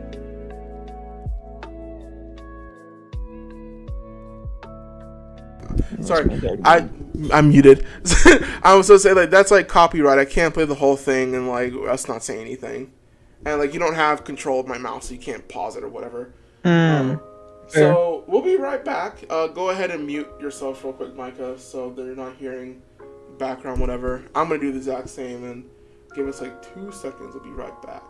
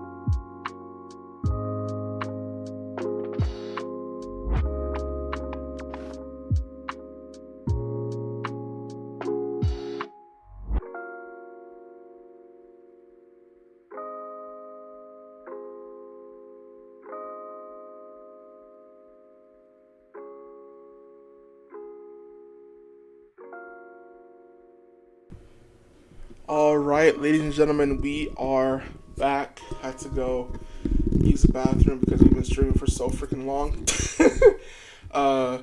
Mike, are you there? Yeah, I'm back now. Let's go. All right. So, of course, you asked a question. Let me head back into in-game. So you asked a question. How come Vanguard is the only place that has an online interface? Now, to answer your question, they're gonna make one, but you know what happened. It got too expensive. Nah, they were gonna make Cardfight Online, and the company. So the rumors in the backseat of things, all unconfirmed, of course, corporate secrets and whatever. Oh yeah. Is a Fate gacha game on mobile came out, and the company behind Cardfight Online dipped and disappeared and hoed Vanguard hard, which might be Fate Grand Order. Like, we don't know. Legally, this is all rumors. Don't hit me up, Mr. Bushy Road. But like, even then, like, we saw EX. Like, I understand that there's probably a monetary issue or whatever, like they're not making money off of it, but like, if that's the issue, go the Hearthstone route, go the Magic the Gathering arena, like put in some sort of economy, make it a free to play, or make it even $60, like make us pay to keep getting new cards. Like, people would still be down. What I heard right from the grapevine, this is not my uncle who works at Bushy Road, it's not that, but from what I heard from the grapevine was that it got really expensive to continue making Vanguard Online, so they just ended the project right then and there. That could be wrong, but now that Magic has Magic Arena, Pokemon has its own online card game, and actually Pokemon's everywhere, to be honest. They don't really need one, but they have it. Anyway, and now Yu-Gi-Oh! With Master Duel, which we're about to react to in a minute. Bushy Road Vanguard is the only game that's been out for more than a decade that just doesn't have an online interface for Vanguard. Which a lot of people would love to see happen, but they just don't have it yet. What makes it even worse is like, I think everyone in the world knows COVID happened. COVID happened last year, right? Yeah. But despite the fact that all the LGS is shut down, all the tournament scenes shut down, all of this, Magic raked in an extra 300% profit last year. And it's widely speculated, we don't see financial reports or whatever, that it's all on the back of Arena. Like, the amount of money these online free-to-play platforms can rake in is nuts. Yeah, so the argument I have... I wonder if the biggest issue for Vanguard is the different mechanics. Like, there's a lot of mechanics that are very much 1 to 3 cards, Like, I think there's a limit there, just like, all the different, like, Shadow Stitch, Oracle, all of these different keywords. Like, Magic has a lot of keywords, but they're very much spread out a lot of different cards. Like, Flying, it's an evergreen keywords on hundreds and hundreds of cards. Like, yeah. They don't have to keep programming new keywords and things like that. But I don't think that should be a limitation either, because... So, I mean... For me, right, for Vanguard, right, is, I hope Busho doesn't have this mindset, but I think Busho is thinking like, yo, if they want to play Vanguard online, let's just use Tabletop Simulator, and that's a terrible mindset to have, because now you're avoiding an entire market of people that can play Vanguard online. And the next thing to be thinking of is that, oh, if they play Vanguard online, right, they won't buy the physical cards. That's not the case. When you made Vanguard 0, right, we still bought the physical cards. We played Vanguard EX, we still bought the physical cards, So the thing is that you've seen it happen with Yu-Gi-Oh, Pokemon, Magic, right? They still like have these online interfaces, but there's people still buying their original cards. So with Vanguard, right, the thing, I think now that Yu-Gi-Oh has done it, and now Magic is doing it, and Pokemon has been doing it, I expect in the next product stream that we'll see, cardfight Vanguard next generation online, because people might not know this. Honestly, I didn't know it until recently. Well, not really recently. I knew it a few years ago, but that's pretty recent. People may not know this, but Vanguard and Nintendo are like, they're very commingled in a way, because a lot of there's Vanguard EX isn't their only Nintendo game. They have a G Nintendo game for the DS. They have they have 2 Cardfight Vanguard G Nintendo games made for the Nintendo DS and Nintendo 3DS, and it's just now they made one for the Switch. So I expect them to make an interface. It probably won't be for a minute, because if they make one like right now, they're just like, you're just copying everybody else, But as of right now, I don't. So Vanguard is, I think, in the same spot that Yu-Gi-Oh was in, because like I think the Pokemon TCG online is like 10 years old, maybe. It's old. Like Magic the Gathering Online, also super old. Arena, like last 2 to 3 years, but I mean, you can look at like, I think the PS2 had Yu-Gi-Oh games, GameCube I think had them, Game Boy, all these different Yu-Gi-Oh games over the years.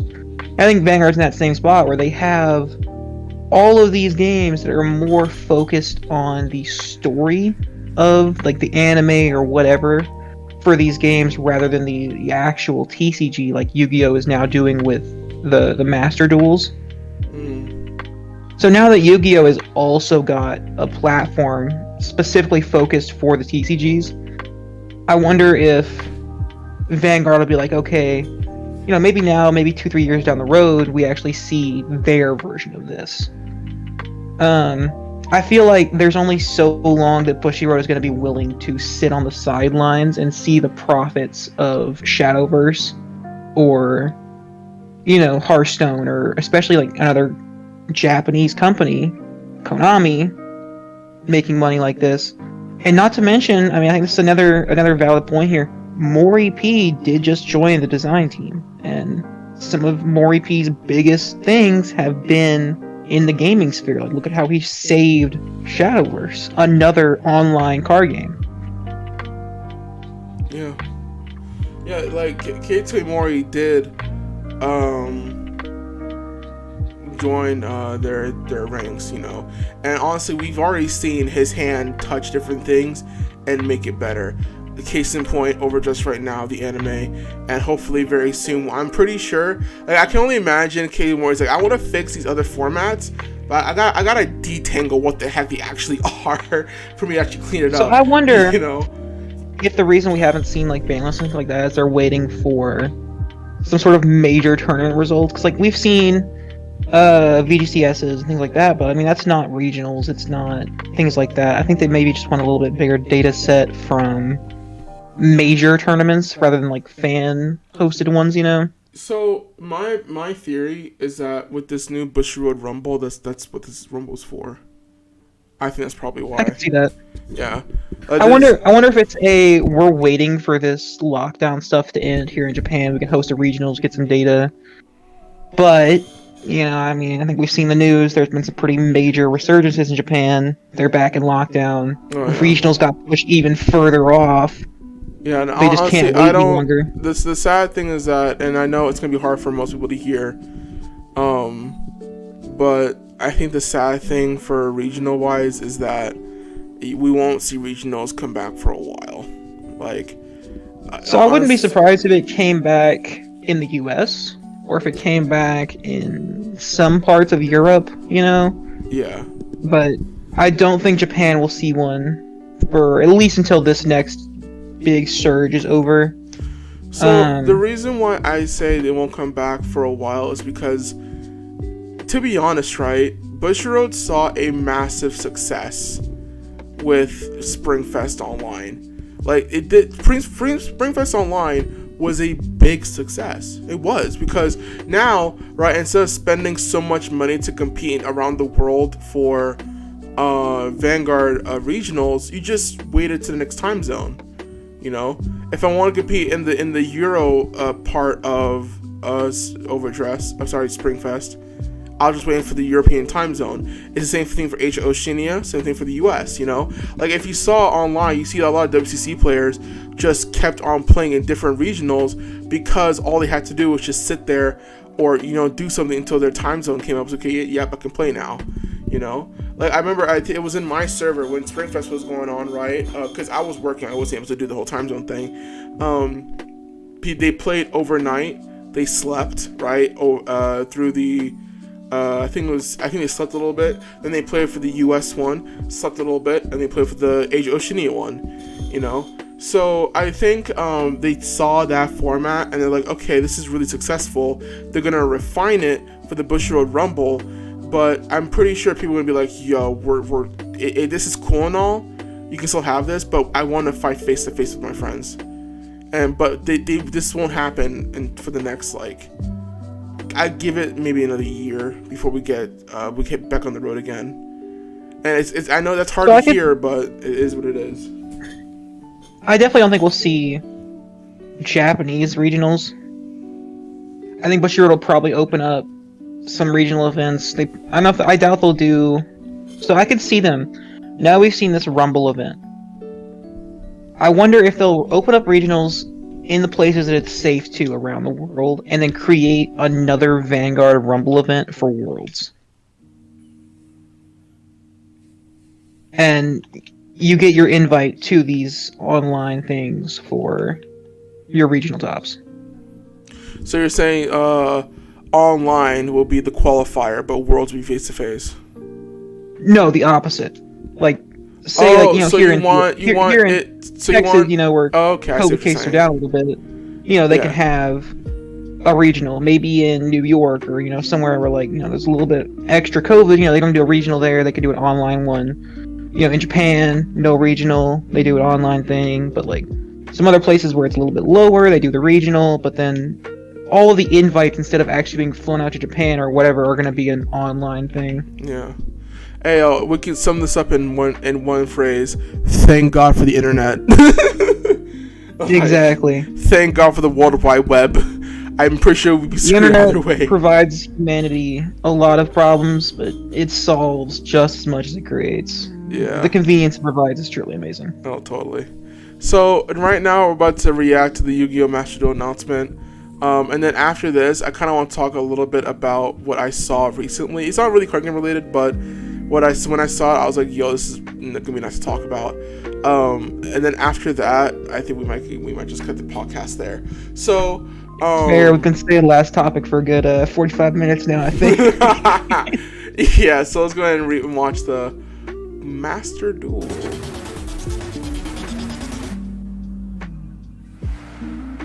Yu-Gi-Oh! Master Duel, a digital card game that lets you play Yu-Gi-Oh! OCG TCG. Yu-Gi-Oh! Master Duel. Alright, well, I made a mistake of going full screen. Hold on. Let me take it out a little bit. Ayo, wait. Time out, dog. Time out. What was that? Go back. Wait. Ease up there, Tiger. Master Duel, a digital card game that lets you play Yu-Gi-Oh! OCG TCG. Yu-Gi-Oh! Master Duel. Ooh. Okay, that was pretty sick. I know it was just drawing 5 cards, but hey, the animations are clean. The animation and, like, looks so fluid. And they've shown that like you can have 2 different mats, so like you can actually have a mat for your side of the field. That's nuts. Damn. All right.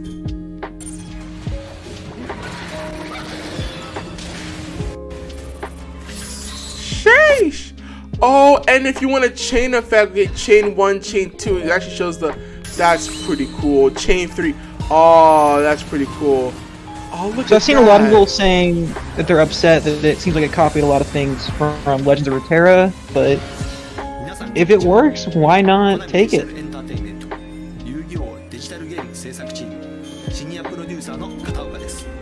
Entertainment, Kenichi Katoka.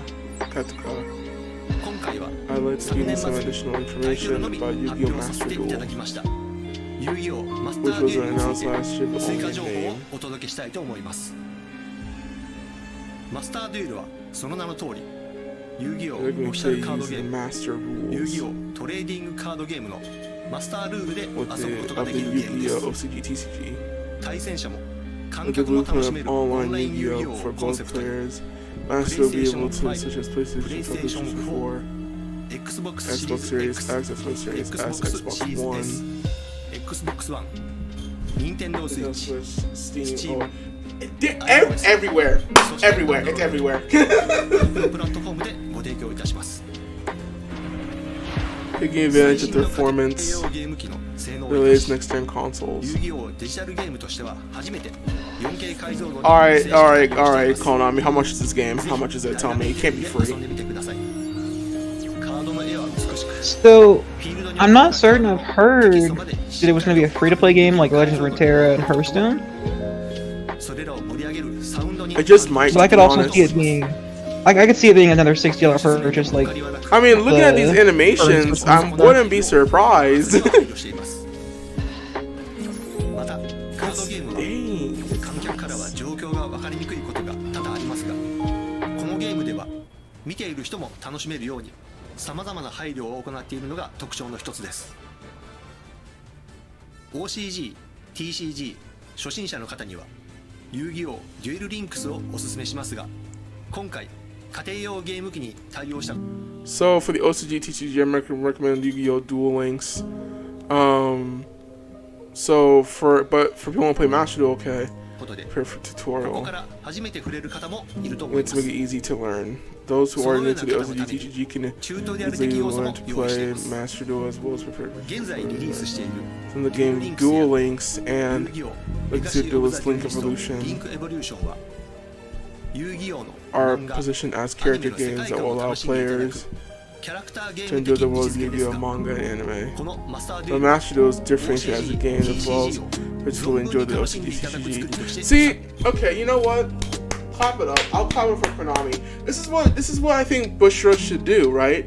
If you want them to enjoy the story of Vanguard and based on that, play EX and play Zero. But if you really want to just like get the the actual like trading card game experience. Right now, we don't have that. And like, let's say, hey, right I now want we've to got play tabletop. exactly. I want to play the new support for Zorga, or I want to put the new support for what's it called, for Eugene, and we want to play test like 50,000 games. Boom, done. You play cardfight Vanguard. I don't know, some name they'll find for it. This one's called Master Duel, Cardfight Vanguard, Super Fight, whatever. I don't know, they'll find something for it.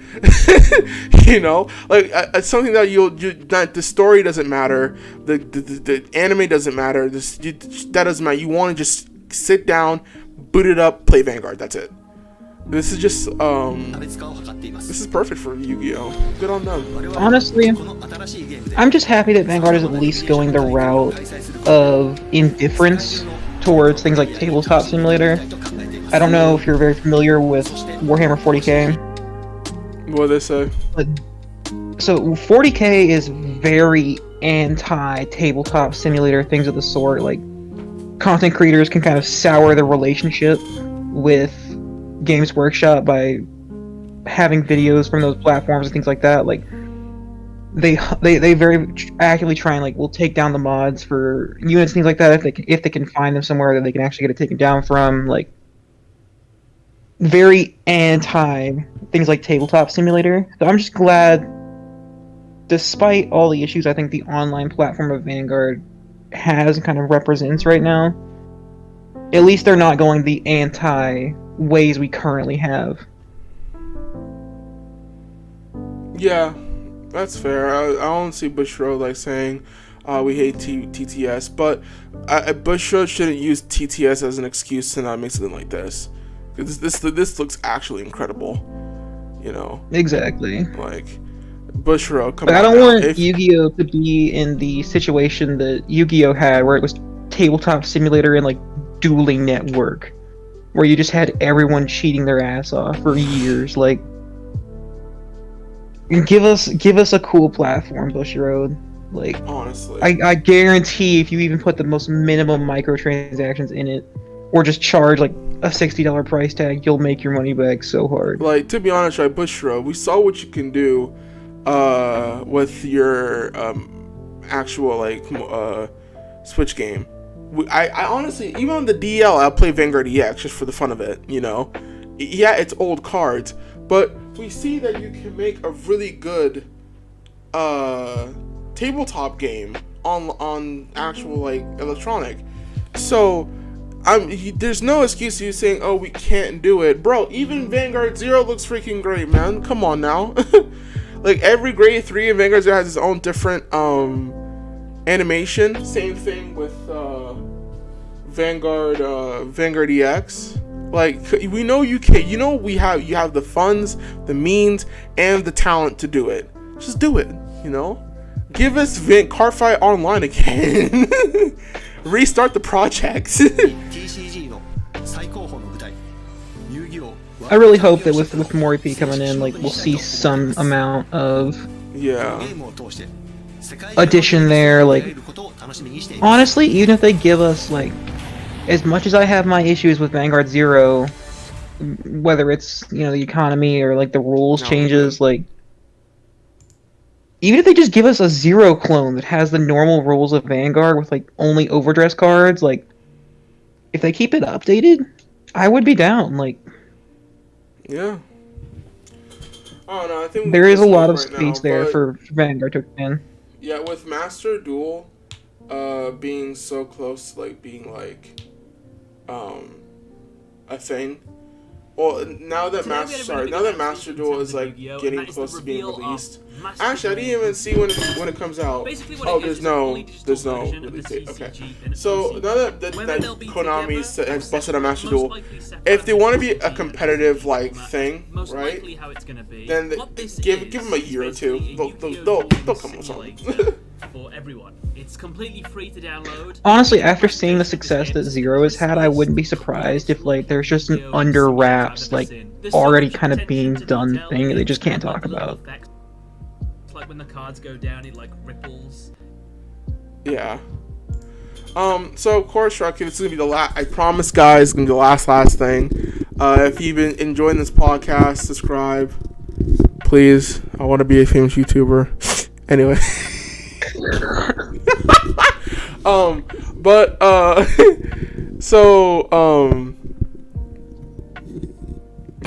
Fuck's sake.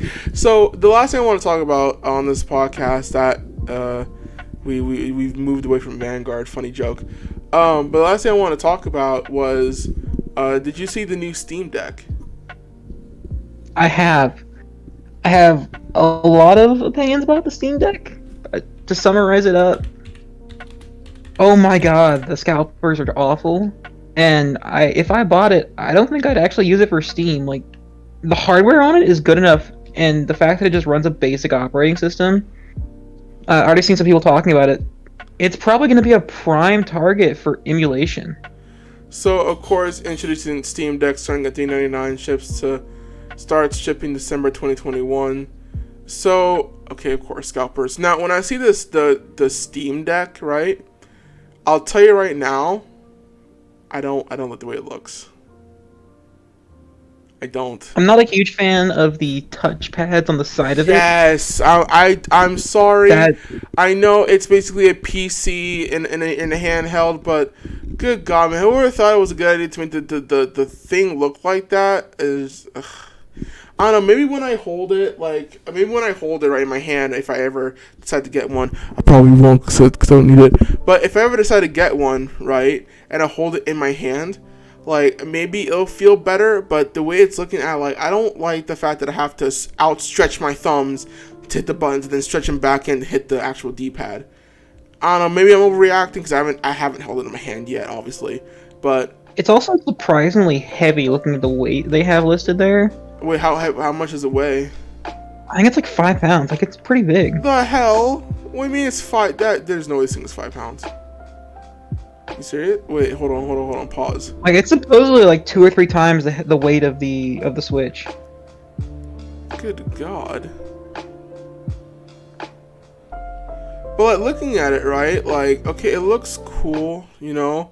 Like, I see some memes that are like, yo, the Nintendo make a Switch Pro, here's Switch OLED, stop complaining, and then it freaking seems like, fine, I'll do it myself. You know, but that it is some pretty ballsy marketing to the second that the Switch Pro pre-orders start, release your own. The second the Switch OLED pre-orders started rolling in, boom, Steam Deck. Top tier marketing strategy right there. Honestly, and to make it look similarly to the Nintendo Switch, that's just a slap in the face to Nintendo. Oh man. But would I get this? Let's see, just gonna click reserve yours. Just gonna go ahead and click that, and then it's gonna go ahead and go to the if it'll load fast enough. Let's go to the checkout area and pick them up. You there, David? Huh? What happened? Hello?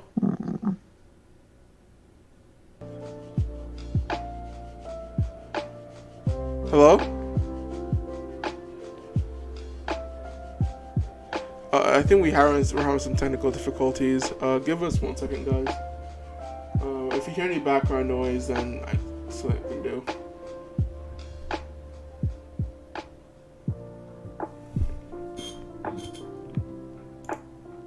Hello?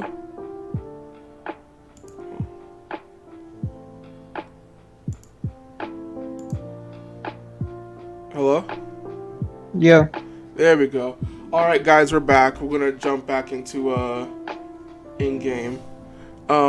Sorry, I guess we've been doing this stream for so long that like my computer's like, yo, help.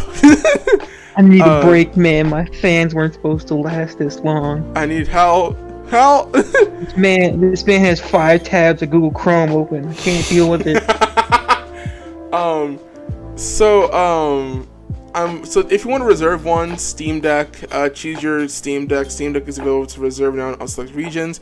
We'll begin shipping in December 2021. Choose which version you just reserve below when inventory is available. I've seen a lot of people talking about the Steam Deck, how like the cheapest version is like significantly worse than the others in terms of hardware, mainly due to the fact that it doesn't use an SSD and just use a pure hard drive. Yeah. But I mean, like, it's $399. I mean, yeah, I think in general, the Steam Deck is a good purchase. yeah. If you're gonna be doing that. Like, it has a much bigger library than Nintendo does right now, considering the fact it just runs off of Steam. You can easily probably emulate everything on it. Let's be real, it's got really good hardware inside of it. You can run everything if you're willing to actually set up the emulation. Yeah, so the Steam Deck, of course, I don't like the way it looks, but it is a really nice piece of hardware. $400 for the 64 gigabyte, $530 for 256. So if you and $649 for like the best of the best, you know. So if we would reserve the $700 one, be fastest storage, premium anti-glare etched glass, exclusive carrying case, exclusive Steam Community Profile Bundle, exclusive virtual keyboard theme. So if you want the full-on package, this is the one that you want. But if you want the basic bitch one, you get this one. You get this one. Portability meets power when we partner with AMD to create Steam Deck's custom APU optimized for the handheld gaming. It's Zen 2 plus RDNA 2 powers over more than enough performance to run at least the latest AAA games in a very efficient power envelope. Steam library anywhere, control with comfort. They made a dock. Cool. It's fantastic. Nice spit in the face to Nintendo. The official dock props up your Steam Deck while connecting to external displays, wired networking, USB peripherals, and power. You can also use a powered USB-C hub if you got one lying around. The official dock will be sold separately. More information coming soon. Okay, so this is where I have a slight issue. It comes with a dock, right? Fair. But it's sold separately. The Nintendo Switch came with the dock immediately. This is just sold separately. So But you don't need the dock for that. Like, I mean, you don't need, if you're just going full handheld, yeah, you don't need the dock. But I'm just saying that's something to point out. That if you wanted to connect this to something, you have to buy the dock separately. That's something that maybe a few people might not like for the Steam Deck. But I mean, since the Steam Deck does have a port on it, you should just be able to connect it to a computer through the actual port on the thing that you would normally use for the dock. But like, yeah, if you want to just directly connect it to a TV, you're gonna need the dock. But like, probably, I feel like most people that are getting the Steam Deck are getting it as a handheld. Like, it's very much marketed as a pocket PC. Yeah. Rather than the Switch that was marketed as like, yeah, play your games and then you can also play it on the go. You know, like, it was very much a both market strategy. Yeah. Now hopefully, right? Cause I have my worries for this thing. It could very well fail because there's so many red flags about this. Like, they're now releasing this now, like, cause we didn't hear anything about a Steam Deck, did we, before this happened? So no, but I mean, like, it's Steam. Like, they're pretty secretive with their releases, and then like, you gotta admit, it's really good marketing. It is really good marketing to drop it now, like in the same time as Nintendo's OLED model, and everything here seems just like a massive middle finger to Nintendo, like the way it looks, the thing having a dock, saying you can bring your shit anywhere, like it seems like a nice. And I've seen some people have do a handheld thing of it, and I've heard nothing but positive reviews. Now, would I pick it up? I don't know, probably. If I had $600, I'd just be spending it on cards. Let's be real. Like, sure, video games are cool, but I'm not gonna spend $600 whenever I can. I mean, I think I probably already have enough. Like, I have a PC, I have an Xbox, I have a Switch. I don't. Yeah, like, we're not missing if I was out. buying the Steam Deck, I would be buying it to emulate all the different consoles on and just have that be a portable emulation. But like, if I cared enough about that, I could just jailbreak my DS and do it that way. Like, I don't think I am in that much of a need of the Steam Deck. For the people who are gonna want it, it's gonna be fucking sweet. Like, it's gonna have Steam library. It's got the hardware to pretty much run everything it needs, from what I've seen. How big is the screen? I think it's slightly bigger than the Switch's. Oh, that's fair. I think that's one of the reasons it weighs more, is like the bigger internals, like the much bigger SSD. So if whoever's listening out there and you want to pick up the Steam Deck, go right ahead. It's a great pickup. But if you're like me and my boy Mikey here, and you have like gaming hardware already, like you're not really missing out on much. Like, I mean, would I buy this thing? Honestly, $399 doesn't seem too bad. I'd rather buy this than the Nintendo OLED. I'll tell you that. Like, let's be real, David. If you had $399, you're gonna go up to fucking Darkhound and buy that DSR Nirvana. No, I'm not gonna. No. If I had $399, I'd probably either. I see you stare at that thing at least once every time. I'd either save it or spend on something that's not card. That's a bit too much. But no, I'm not even kidding. Vanguard's really cheap right now, so I'm buying cards recently. Yeah, I mean, like, I've seen prices. It seems like pretty much all the D-decks are like $80 to $100, maybe $120 for like Bastion or whatever. Like, Vanguard's super cheap right now. I mean, $300 is like 3 or 4 decks, so you know, maybe you could restrain yourself from this DSR Nirvana. Instead, you'll go for the Trickstar in a single deck. Hell no, I'm getting this Steam Deck. It's cool as hell. But yeah, no, like I would definitely go after. I probably will buy this, because besides that controller layout, it looks cool as fuck. Like, and let's be real, like more than likely it's gonna have some sort of like, you know, not the Pro Controller, but Pro Controller kind of support. I mean, you know, that or they might, because like, I mean, the Pro Controller is just Bluetooth. Like, you can use the Pro Controller on PC. It might just be able to be plug and played.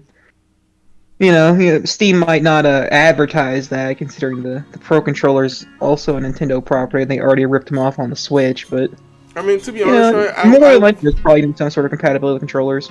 I wouldn't be mad if it was like a way to just Bluetooth your Xbox controller to this and just say, alright, here we go. Like, pretty much. I mean, I'm sure you could also get like a USB to USB-C, or a USB-C to USB-C cord and just plug in the Xbox controller to it, depending on what kind of port that Steam Deck has. They did say this is a walking portable PC, so. Anyway, I mean, it just runs on a modified version of Linux. Like, we already know the operating system for it. It's Linux? Ew. I mean, that's what a lot of stuff runs on. Why is it Linux? That's so terrible. Android phones run on modified Linux, like. Ugh, God, why do you have an iPhone? You have an iPhone because you're a posh second generation Novo rich. That's why. I have an iPhone because Apple's just a far better product than fucking Android. I say this while I'm sitting next to my Android tablet. Anyway, guys. Anyway, that's probably the end of the podcast. We've been streaming for, it has 53 hours now. Hold on. Let me check. Probably. Hold on. Let's go ahead and move over yonder. Oh, hell yeah. It's been 3.5 hours. I think we're pretty much done here. So thank you guys so much for tuning in to the podcast. I'm exhausted because I just went to work, came back, and then recorded this stream with my boy here, Micah. Again, Micah, thank you for coming on. Hopefully we'll have you on for next week's show. I'm always down. Yeah. Thank you guys so much for watching. And I will see y'all next time. Goodbye and good night. Bye.